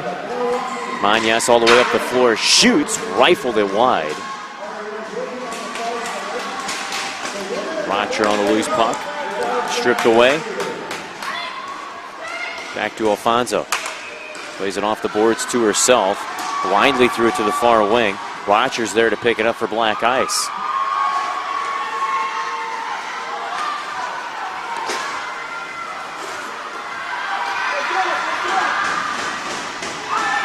All the way back to Lemus. Now Boyard. Slams on the brakes behind the net.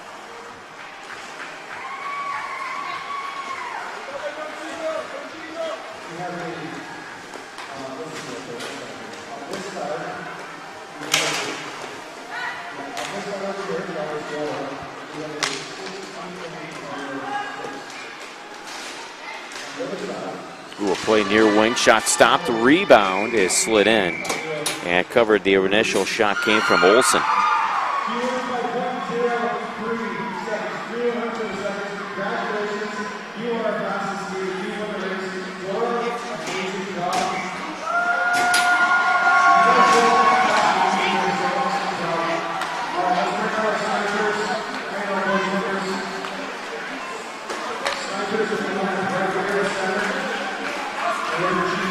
Guys controlling behind their own net. Laxey ace with it.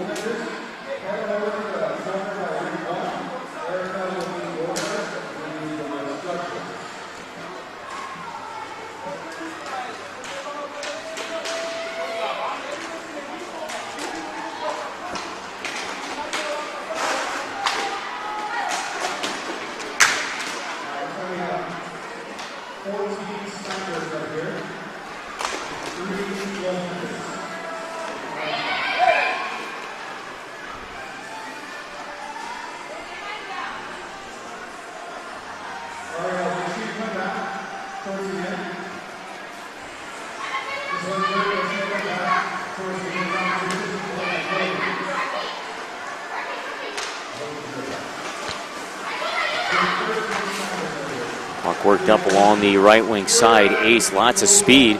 Moves in on the attack blindly, threw it to the slot, and it's picked off.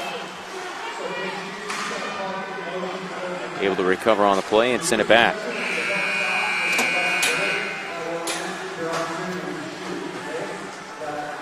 Time will expire out of our first period. It's a 1-0 lead for Pama. We'll take a break and return. Bring you the second in just a moment. You're watching NARCh Finals 2026 from the rinks at Irvine Inline.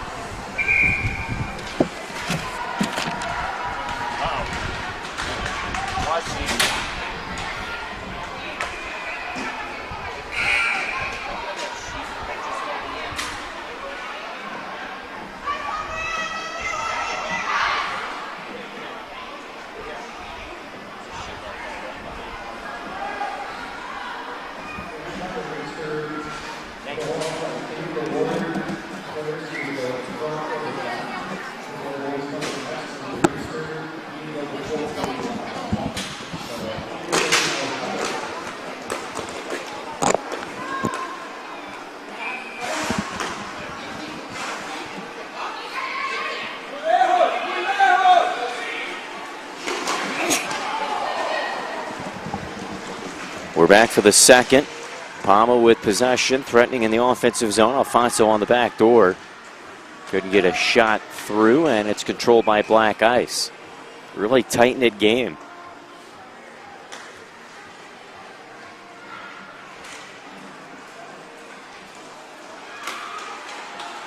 Ooh, a pass that's too tall for Lemus. However, recovered by Boyard. Trying to go behind the net. Stolen away.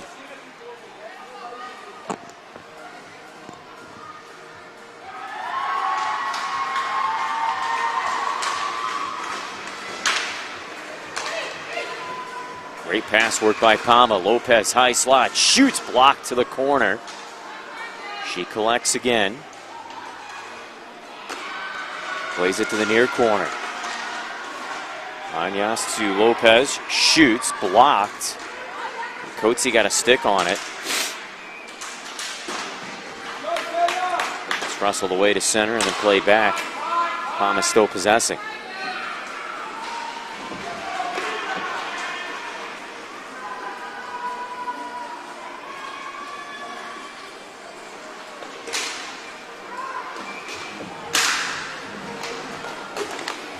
Alfonso. Nice little give and go action. Mañas with a backhander on, stopped by Mueller. Pama again grabbing the loose puck and sending it back.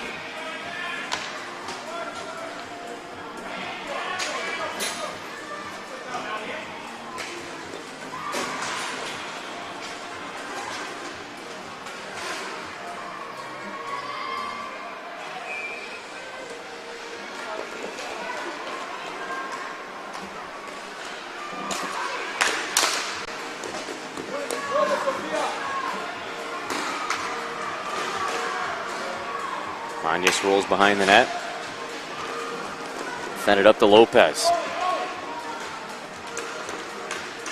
Lopez trying to fight off Matz, who's all over her. And then plays it back.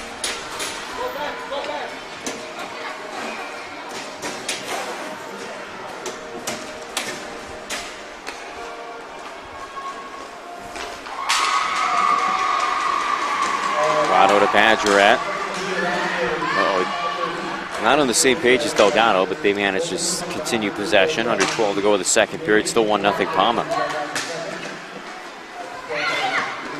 We're centering feed after a steal. Ace couldn't get a clean shot. Puck knuckled over her stick.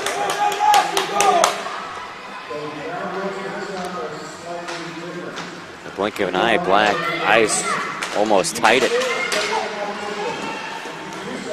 There's Kim.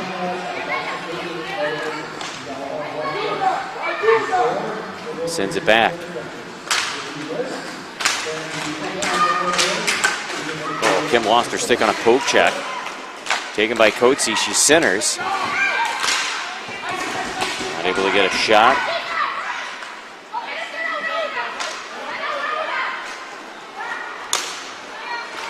And it's played back to Ace. Some possession now for Black Ice.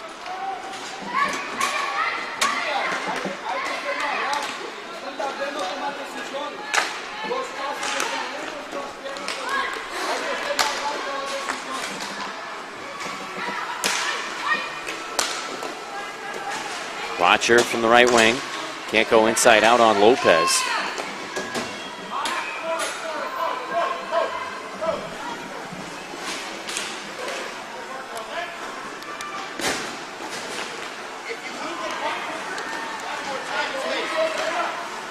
Oh yeah, from the far wing. Drive on. Stop made by Mueller. Rebound collected by Konixx. Oof, long feed, blocked out of midair by Moya. Near side, Alfonso went to the back door, but unable to connect was Mañas. 10 left of the second period, 1-0 Pama with the lead. Here's Lemus from the near wing.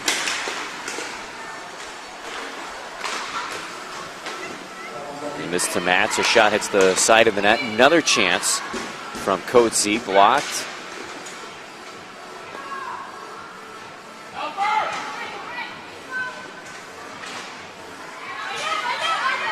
Puck battle in the corner. Taken away by Mats. Her shot doesn't go through. Another puck ticked towards the slot. Knocked away to the near corner. Spin around shot by Mats. Block. She gets it again. Mats shoots and a shoulder save made. Pannon, I think it more so hit her than she made the save.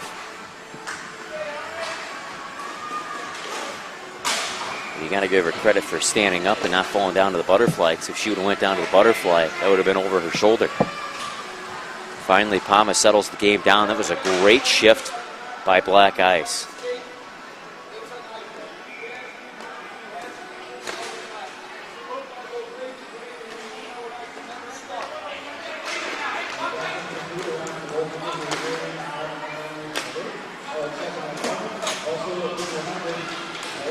From the near wing. Goes to Mañas. Poked back. Prado all the way back behind her own net.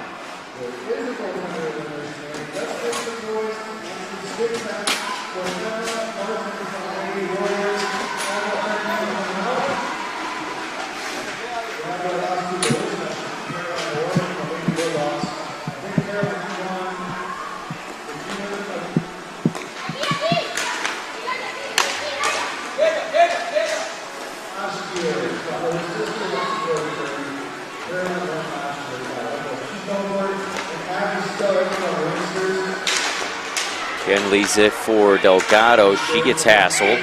Puck stripped away. Black Ice has an opportunity with Olsen. She brings it in, but it's knocked away by Prado. Strong defensive work. And Ken takes it away. To Prado. Sent up to Delgado on the right wing. Delgado rims it around to the boards. Again, good check that Malari. Good standstill on the near wall. Malari cuts to the slot, shoots, and a pad save made.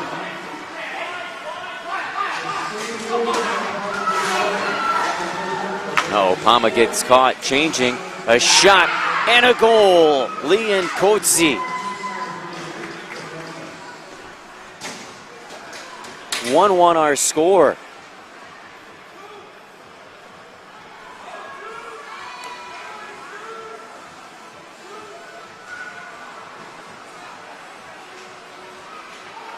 .701 remaining. We're knotted up at 1 apiece.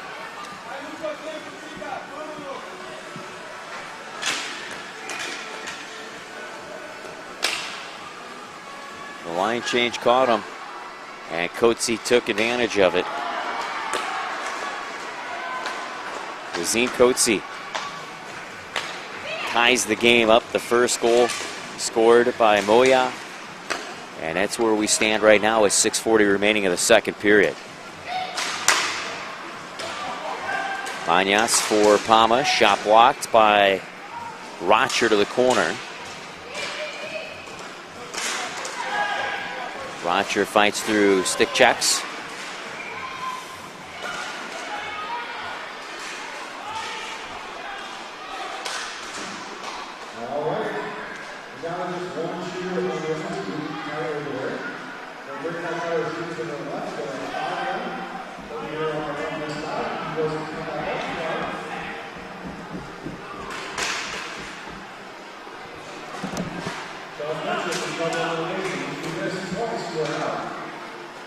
.554 remaining, second period.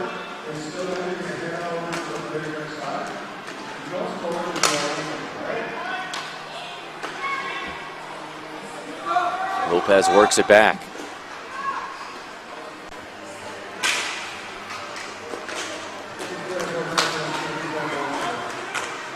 He's just trying to get Rocher on that far wing. Bodied up. And Rocher steals it.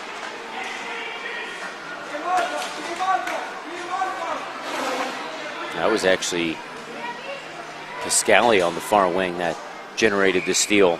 Rocher on the loose puck worked it back.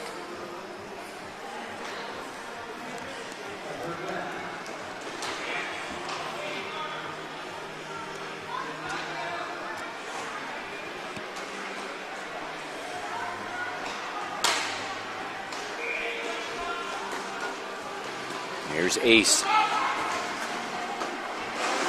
from the left wing, leaves it in the corner. Out top to Olsen. Olsen fans on a shot. Trickles to the near corner. Ace is on it.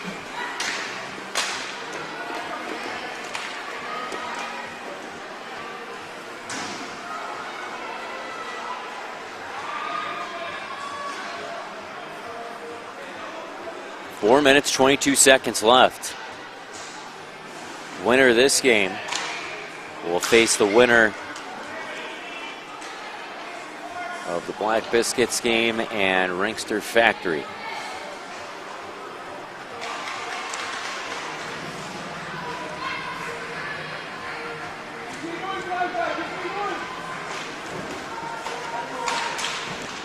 Black Ice trailed 1-0 and have tied it after a line change from Pama that proved to be fatal.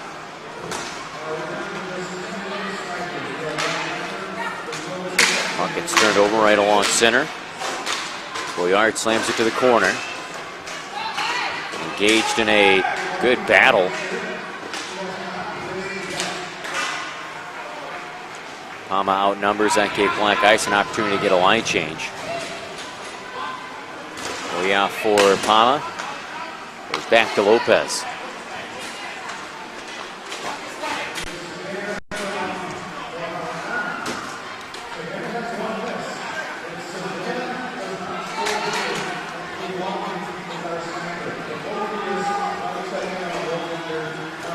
Three minutes remaining.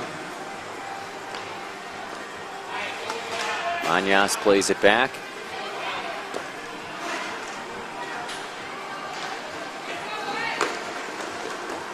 Here comes Prado from the left wing. Pauses at center red, drops it back. And the puck bumped up to the near boards for Delgado. Delgado from the right wing shoots, save is made. Rebound, take it by Manyas, she shoots. And it's blocked to the corner. Credit Konixx with the shot block. Grano to Mañas. Gliding to the net.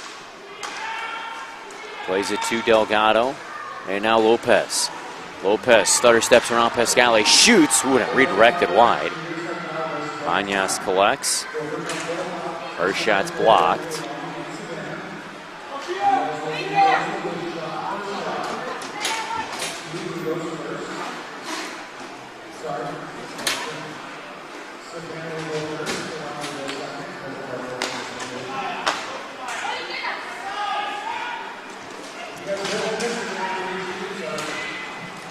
We got to try to move. That didn't work. That'll send Rocher up the floor. Rocher centers for Konixx, but a knuckled away from her. 1:35 remaining. Rocher goes back.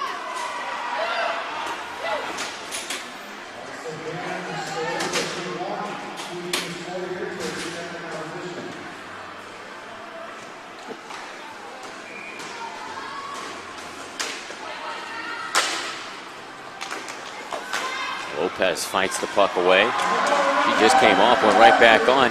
Feeds it up, a backdoor shot. What a save made by Mueller. Game-saving stop on the back door. We keep on going. Lopez spins away from coverage. Feeds it to the wing. Mañas from the near circle. Goes straight away. Alfonso. To the far wing, and a pass for Moya down low. Doesn't connect. It's taken by Ace. 38 seconds remain. Overtime's looming.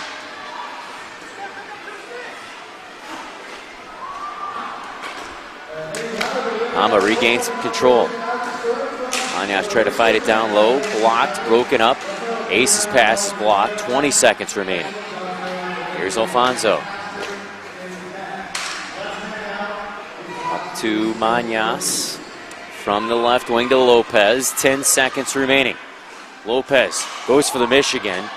Fanned on it. Picks it back up again. Plays it to Alfonso.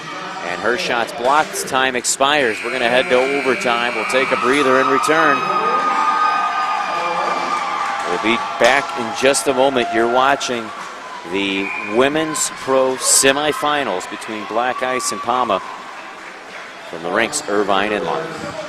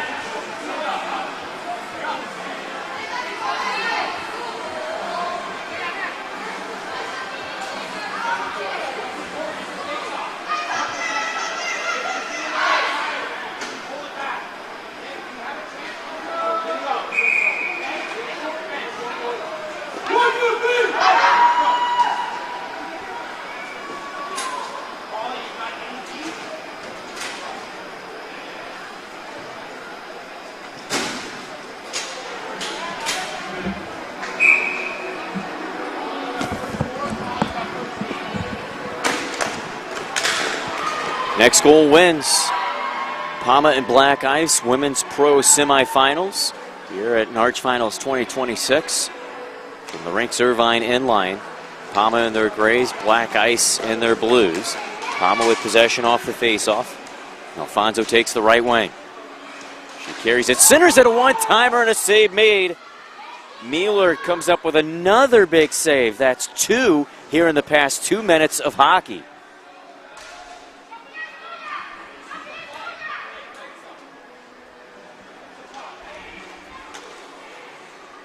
Black Ice up the floor. There's Konixx. Shoots. A lot of traffic in front. Puck still loose. Scramble for the puck. It's still loose. Found by Pama. And Delgado takes it behind the net. So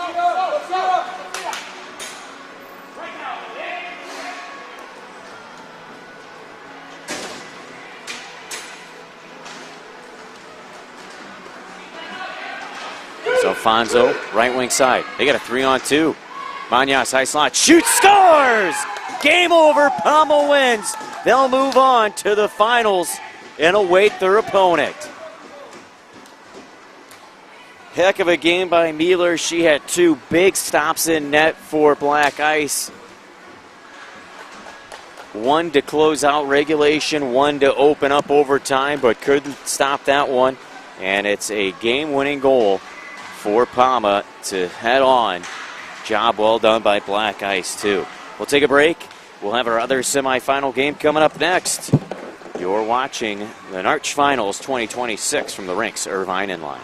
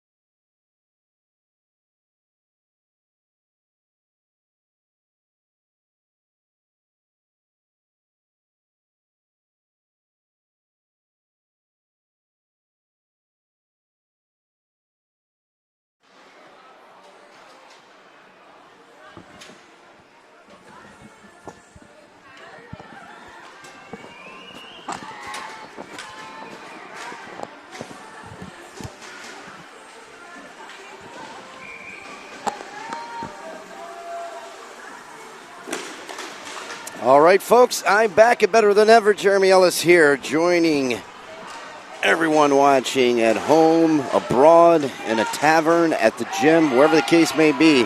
This is NARCh Women's Pro Action taking place over here on the KC Rink.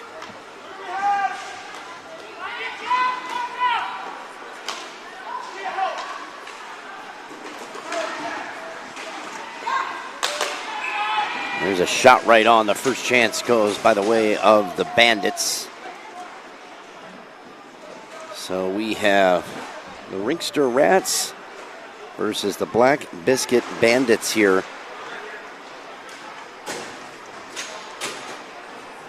This is our second Women's Pro semifinal. The winner of this is going to meet the Pama Labeda Golden Knights, who won in overtime against Black Ice.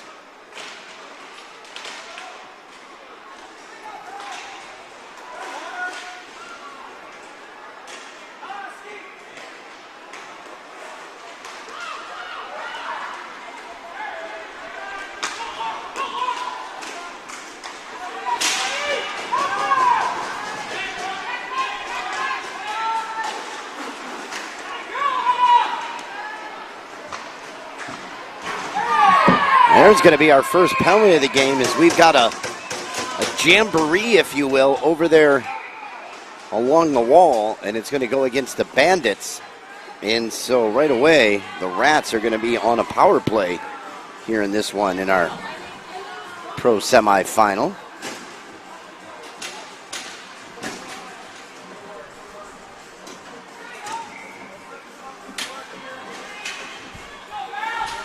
So Letang in the net for the Bandits.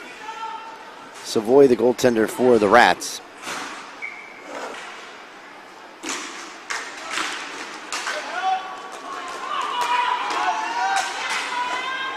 Bandits trying to give chase. They get snapped off the puck, and now it's a 3-on-1 the other direction. Here's a chance for Sanders. Sanders takes a shot short side. Gets blocked there by the goaltender, Letang, and over the net. Rats do a good job of double teaming the puck. Bolden couldn't get it out there. It goes behind the net. No, another Rats player goes down. They're going crazy back there here in this Women's Pro semifinal. And on the bench, there's a Rats player's down and hurt. I think she fell on the back of her head. They're losing an edge down there.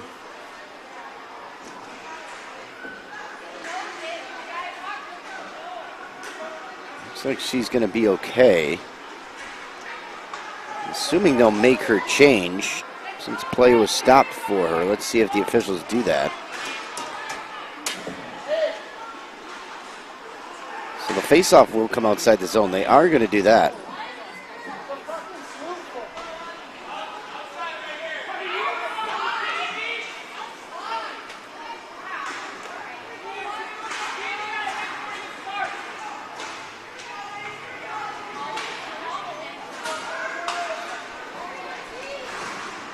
And the Rats bench up in arms with the fact that the whistle brings the faceoff out. They do get control of the puck, though. 56 seconds left in the player advantage here. Here comes Veraranta. She works it down low to Sanders. Veraranta shot right there into the breadbasket of the goaltender, Letang. They're going to need to get some movement. And the Bandits will make some substitutions here on the defensive side.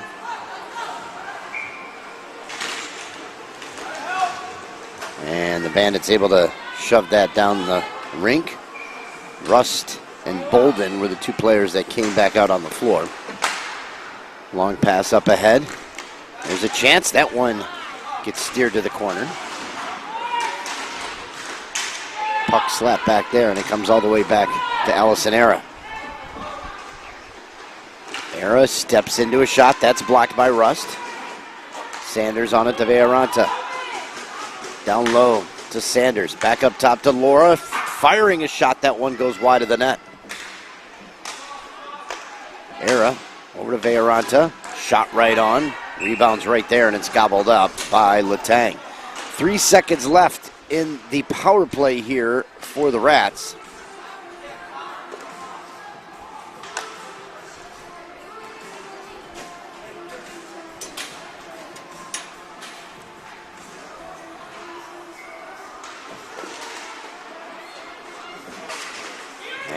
There's a puck as it squirts out to the center of the rink, and the Bandits are back at full strength as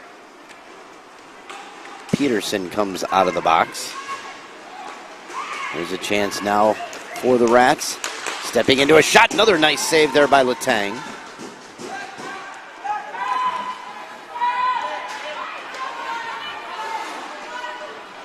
Lots of pressure being applied here by Bailey Bennett. Bennett skids down and it's controlled behind the net by Maralt.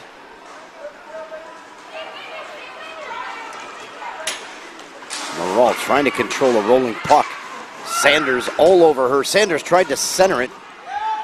She was looking out front for Friedman. Now it's taken back by the Rats.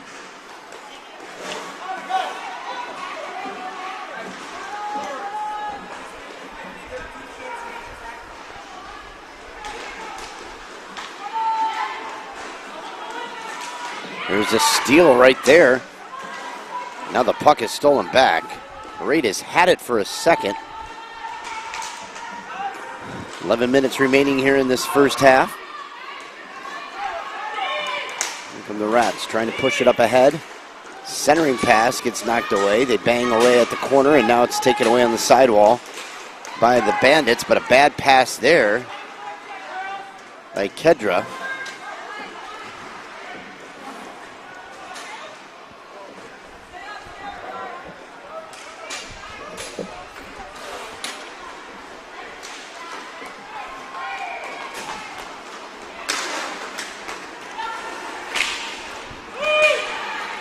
Still no score in this one, closing in on 10 minutes and 20 seconds remaining.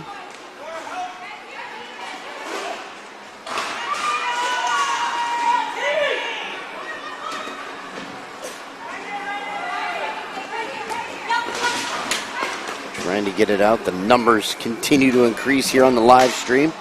Thank you all for watching wherever you may be. Puck gets squirted free, and it's handled back there by the Rats. Chance back the other direction. Stepping into a shot, and that one's blocked away by Letang. Now the Bandits come away with it. That shot again blocked. Good defense there on the shot by Kuhlman. Bolden with it.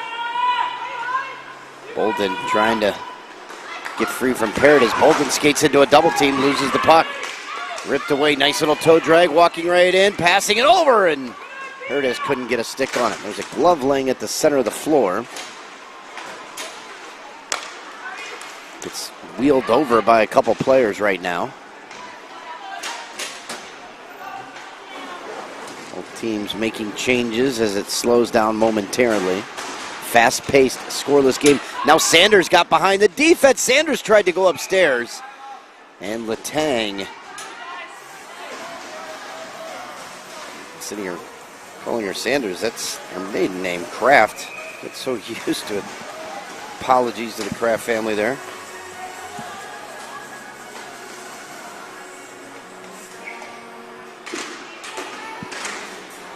So Kraft hands it back. Now it works to the near side. Chance right in. That shot just rifled wide and over the net off the stick of Era.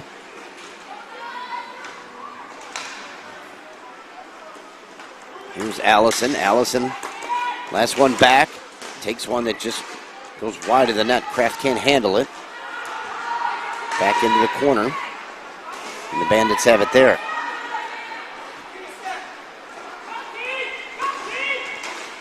Long pass up ahead. There's a shot right on. Savoy had to be sharp there. She didn't see it. Rink completely shaded this time during the day. Won't get the glare that you do sometimes. Kraft overskated it. And it ends up back on the stick of the Rats. Or the Bandits, excuse me.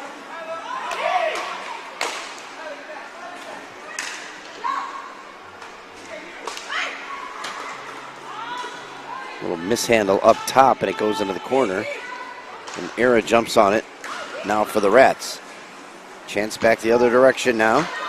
Long pass over, couldn't find Kraft.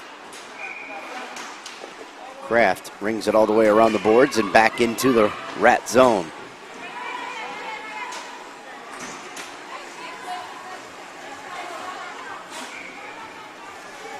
Rats spelled R-A-T-S, not R-A-T-T like the early 80s hairband rat. I believe their big hit was Round and Round. Remember playing it as a youngster.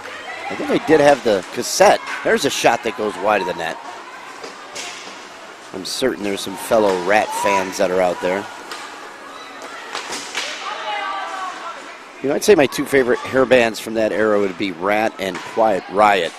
Come On Feel the Noise was a locker room staple back in my early days of hockey. Tell you what, once Come On Feel the Noise gets in your head, it's hard to get out. Here comes Paradis back the other direction. There's a shot right in. Letang with the save. Rebound was banged at there by the Rats. Number 9, Bailey Bennett.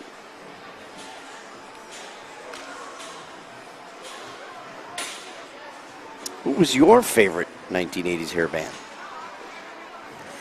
Let us know in the live chat. Rats fans are checking in from all over the stateside. And here come the Bandits back the other way.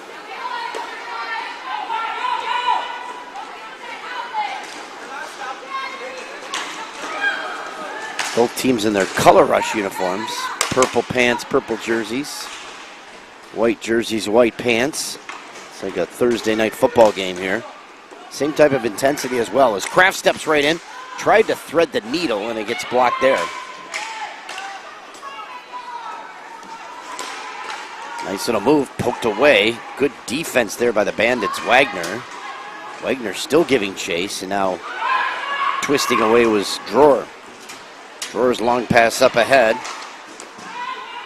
Has Bargain. To the far side now. Clock continuing to melt away here. 5:35 left to go. Still no score in this one.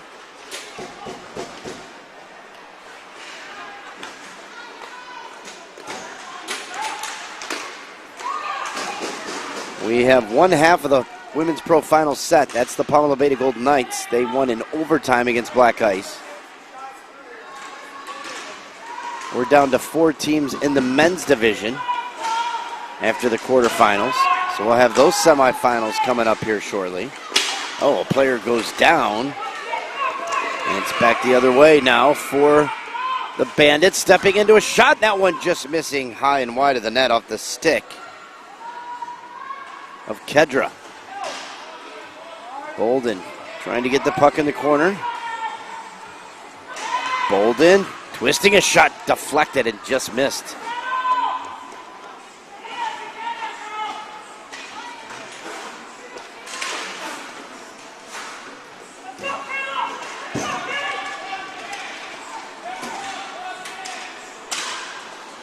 Puck is over there along the wall. Now it squirts out front. Paredes had to be careful in handling that.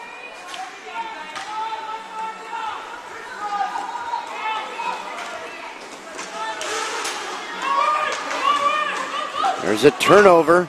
Almost too many players out there, and it's going to be a 2-on-1. Can they utilize it? And they don't. Not the best 2-on-1 there. But another chance for the Bandits. Vearanta, good defensive play there. Swipes it back into the Bandit zone.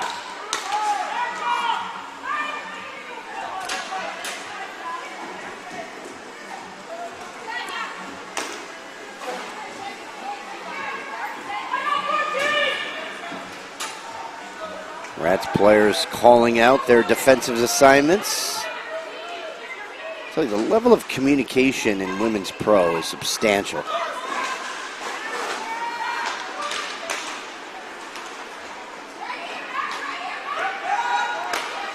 Pass up ahead. Puck goes to the far side. Now back to the middle. There's a step, a shot, rebound. Savoy sharp 2 times to make the saves there. 3:11 left to go here in this one. Still no score. Exciting second women's pro semifinal.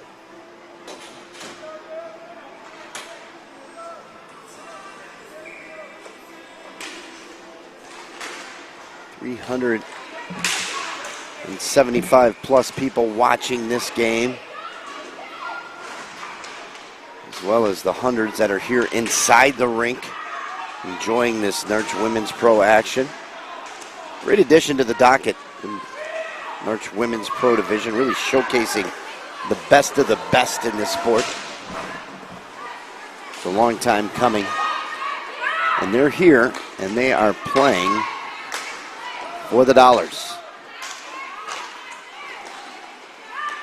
There's a pass in front and a nice save there off the stick of Friedman, who almost put the Rats on the board first.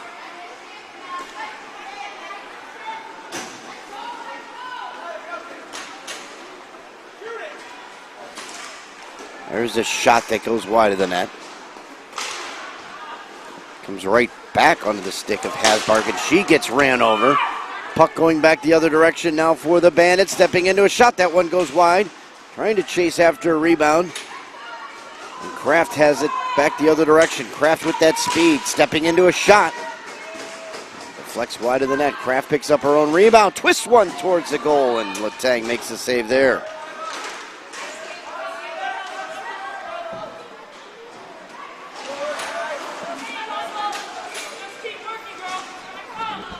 So for you wondering, hitting is not allowed in roller hockey. However, I will say that it's a very, very gray area when it comes to the pro divisions, both on the women's and men's side. As they do, let's just say Rubbin's racing. Because there is a good fair amount of body contact in these pro divisions. Still no score here in this one, closing in on 1 minute left in the first period. Chance right out front, shot right on, and a big save there by Savoy, who keeps this a 0-0 hockey game. And Mountain Man won. Well, neither one of these teams are from North Carolina. Roller hockey has had a home in North Carolina in the past. There's been some rinks that we have done tournaments at in the Raleigh area. Chance now for Veyoranta, gets a step. Veyoranta right in, backhand scores! Laura Veyoranta willing her way to the net and putting her team on top. It's 1-0.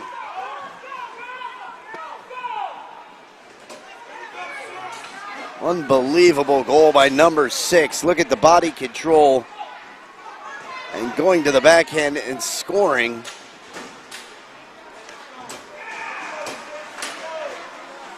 Habs Lover 74, how do you stop? Well, it's a combination of willpower and ingenuity, and that has to do with the chemical composition of the wheels that are utilized together with the surface.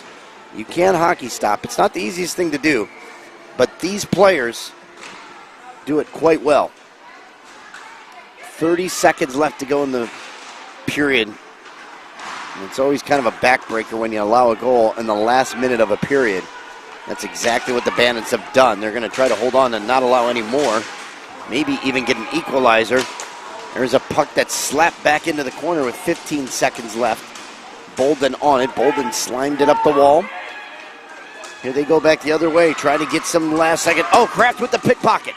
Chance now with 5 seconds left. Here come the Rats back the other way. Stepping in, shooting, and that one goes wide of the net by Haley Hasbargen. And we have had a Hasbargen of a half here. It's 1-0, the Rats on top. We'll take a short respite for a splash of water and catch our breath, because second period will be here momentarily.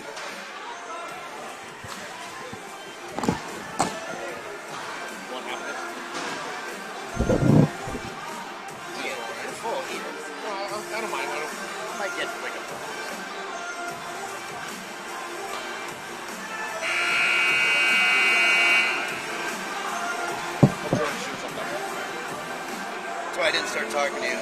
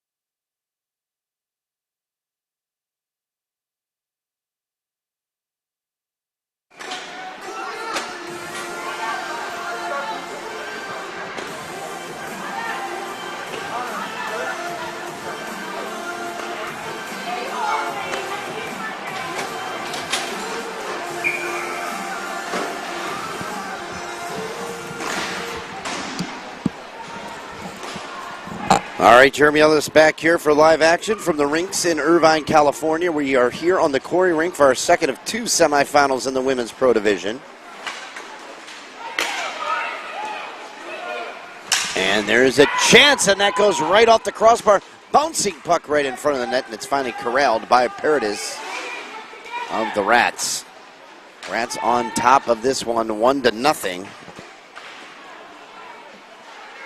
This is our second of 2 semifinals in the women's division. The men's pro semifinals still on tap here.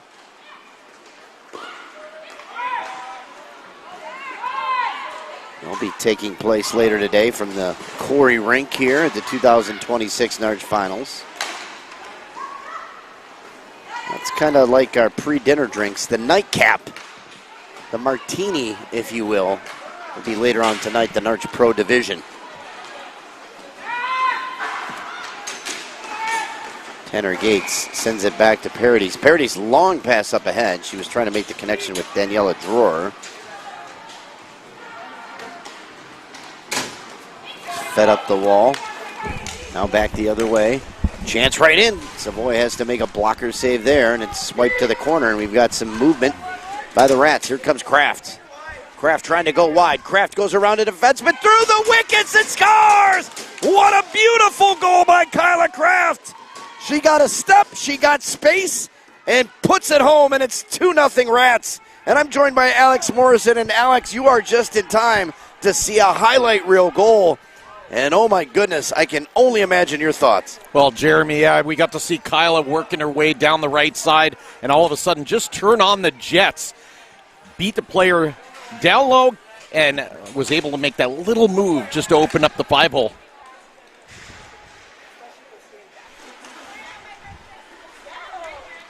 So 2-0 our score here.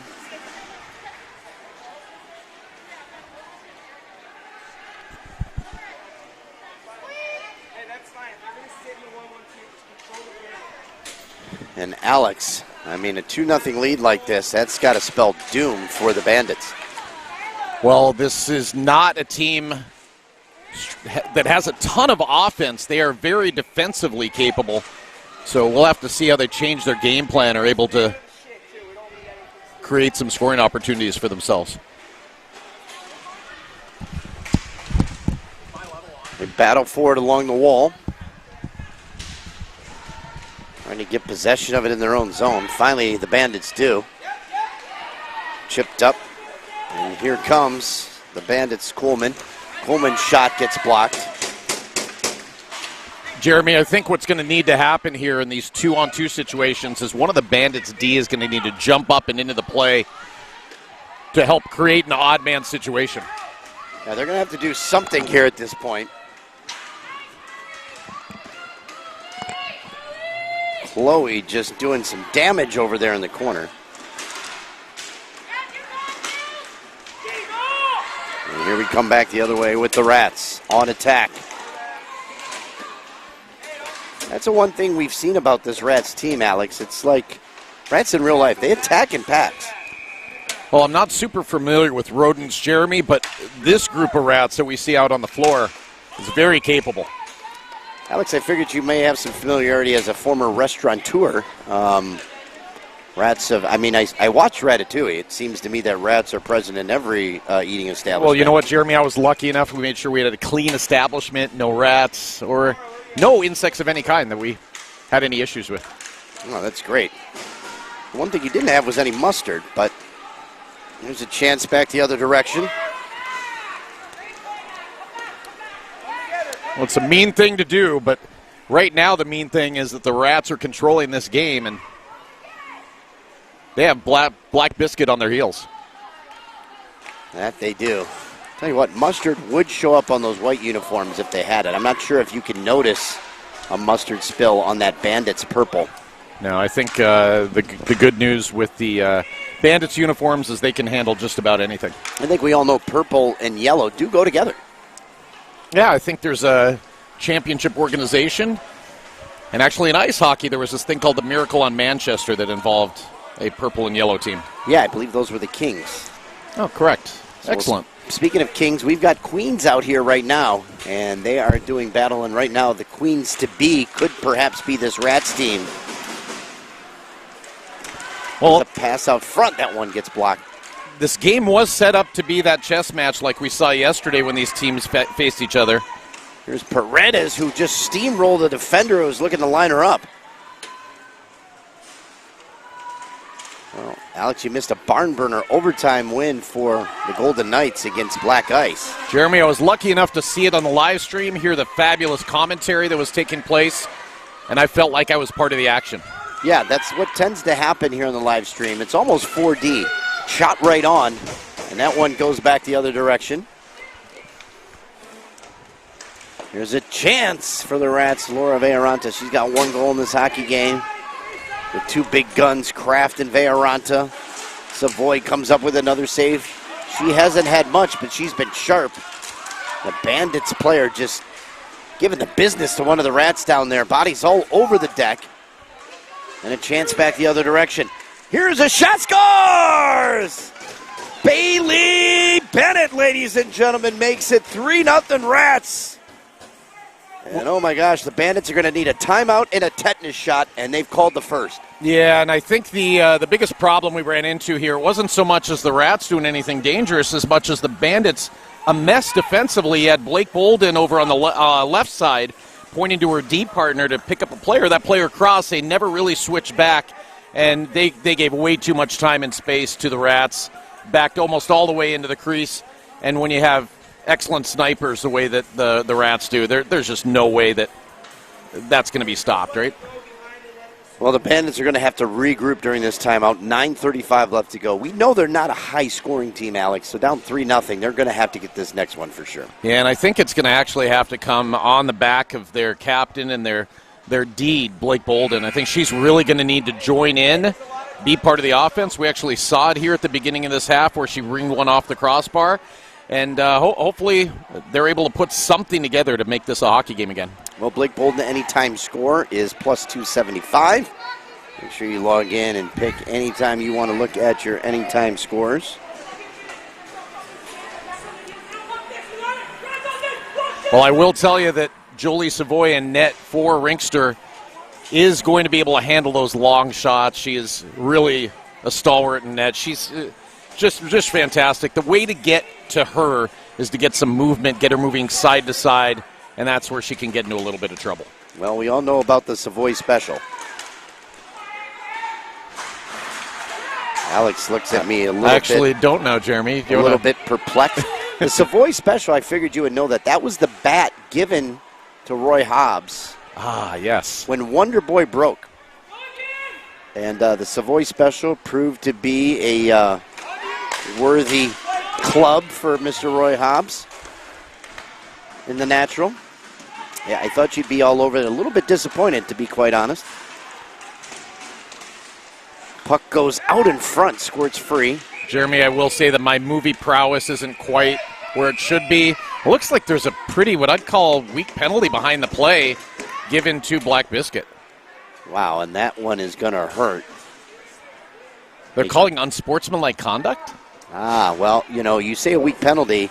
Abuse of officials is Rule 601 in the USA Hockey book. I'm not sure what rule number it is in the RHA book, but it's frowned upon at all levels, whether it be roller or ice. I don't disagree with you there in amateur hockey, Jeremy, but this is a pro division, and I think everyone needs to have a little bit of thick skin, understand that this is a very emotional game, and not to take things personally and just let things move on. Let's talk real quick about these customized NARCh referee jerseys. I know you, as a fashionista yourself, have become a big fan of those. There's Vearanta. And speaking of fashionista, she looks good when she's scoring. That's her second goal of the game. And this one on the power play, it's now 4-0. Yeah, she doesn't have to walk the runway here. She just shoots against the grain, and she's able to put one past the netminder who's cheating a little bit to her right side. And, man, that's, I believe, the third glove side goal that she's given up, all leaning to her right. Well, Letang has been sharp for the most part in this game. It's tough to face this onslaught that she has had to endure. Well, Jeremy, I I will say, especially on a penalty kill situation, goalie has to be just a little bit more aggressive, come out of her crease, get off of that goal line, and have her heels at the top of the crease.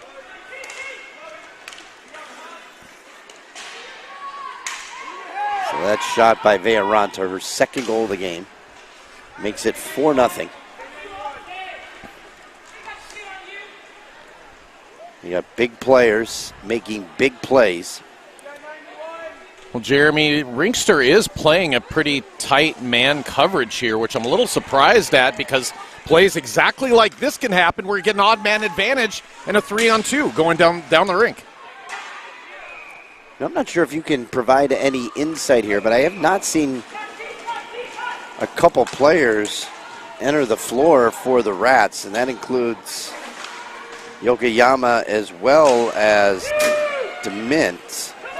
Not sure. They're standing at the center of the players' bench. Yokoyama doesn't even have a stick in her hand as she raps against the boards after another big play. Well, it looks like DeMint just got a little shove in the back from Coach Shane Arsenault, and she's heading on the floor right now. And here comes Kayla DeMint. So just as you speak, Shane must have heard you, Jeremy, from our vantage point here up above the rink, and off she goes. Yeah, I tend to say that I wear many hats. Part-time coach while in the, press box. Sometimes one of them, there's a pass up ahead. Here comes Paradis. Paradis trying to work down. She runs into the wall that's Bolden. I know you love to see good stiff defense like that out of Blake. Yeah, you absolutely have to stand these players up, play physical, know that there's contact coming, and not allow someone to run right through you. It was a quick shift for DeMint. She's already back on the bench. So we'll head back over to keep Yokoyama company here. Well, to have an even sheet without a minus is always a good thing. Get that first shift out of you. Do your job, get off the rink, let the next person go out and do it. Exactly. You also want to show your coach that he can have confidence in you to do the right thing so that in this championship game later on tonight, should they make it, maybe she gets the call. Yep. Bandits trying to get a step, trying to get something going here. Yeah, you have 4 players back for Rinkster, though. They're now playing conservatively on defense. There's a shot. Savoy, good positioning there to make that save. Well, and Jeremy, when England played Argentina in the World Cup semifinal, they stacked 10 players in the box with the goalie. And that didn't work out for them against Lionel Messi. But I think here in this roller hockey match at 4-0, odds are not in Black Biscuit's favor. Well, let's be honest, Alex. It's a different type of box we're talking about between these two games. Yeah, there are different boxes we can talk about. And this Rinkster box has a little bit more movement, a little bit more flow than the one we saw in that soccer match. Yeah, I mean, we've seen some boxes get beat up here in this women's tournament. Sometimes it works, sometimes it doesn't. Yeah, there's ways to take advantage of it sometimes, and I think we're going to get a holding penalty called against the Rats. Bargain was a little handsy, I'd say. I don't mind this call. I call this a game management call, 4:53. Otherwise, things start to spiral. This keeps the Bandits kind of thinking that they might have a chance here. Overall, in the grand scheme of things, is it A+? No, but I understand why it happened here.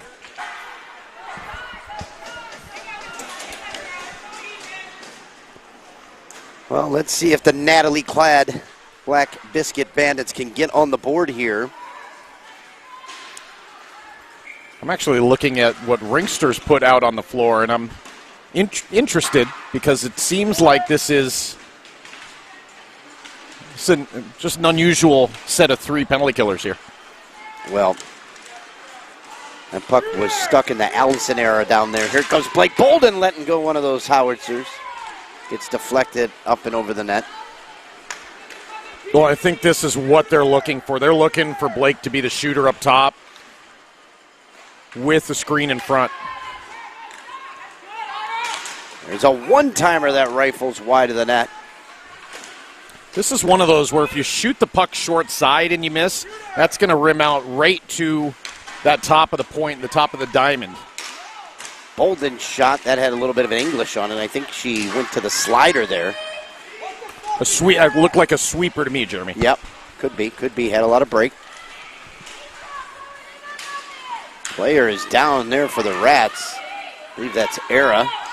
Comes over to Bolden. Bolden shooting, rebound right there. Savoy makes the save yet again. Yeah, without the eyes taken away from Savoy, a straight-on shot, even from someone like Blade Bolden, it's not really going to be successful because she squares up shooters so well and she takes up so much of the net.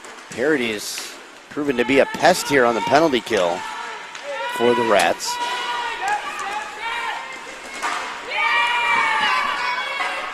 Trying to get one last effort as both teams are now back to full strength.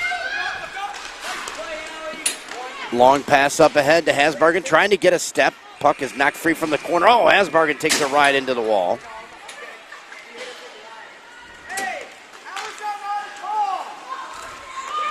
Tyler Kraft imploring for a call, questioning how it wasn't one. There is a shot. That one goes deflected into the corner. And, Jeremy, that confuses me a little bit, especially when you have a pro player the quality of Tyler Kraft. I don't see him expecting a call like that in a men's pro game, so I also wouldn't expect it in this women's division.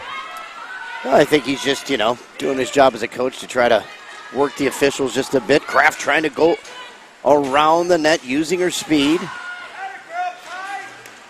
And that one goes all the way back.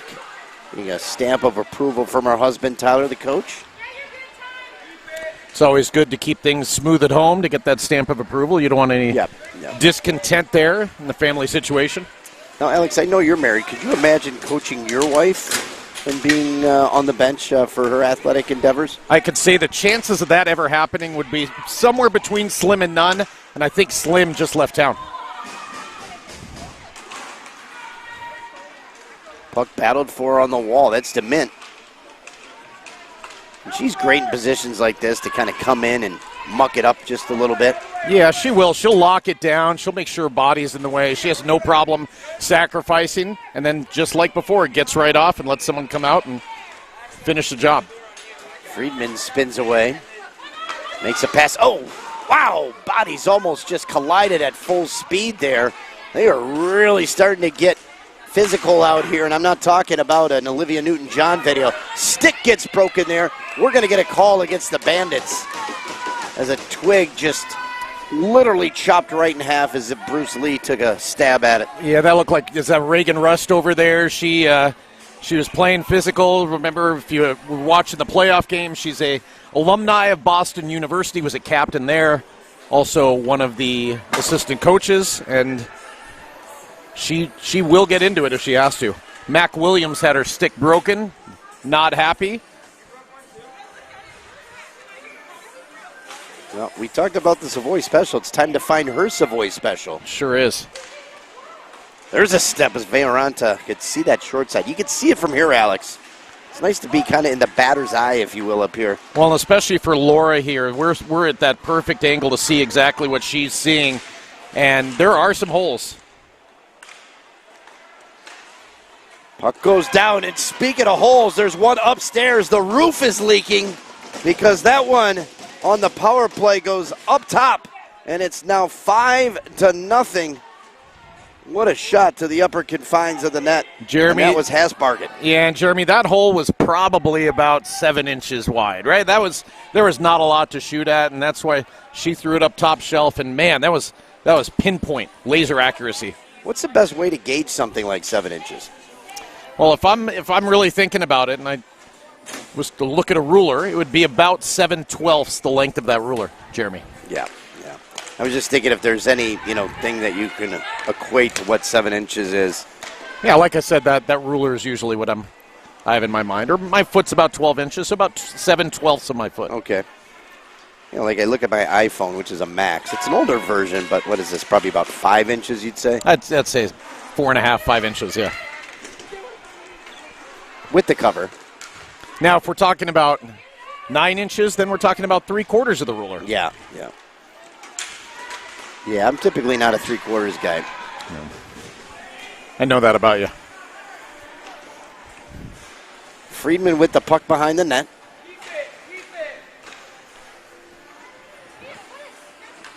5-0 our score. Under 20 seconds left to go. Rinkster is going to go on to the final.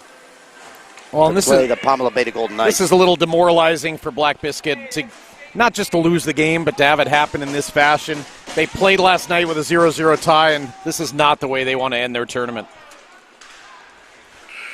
And so that will do it.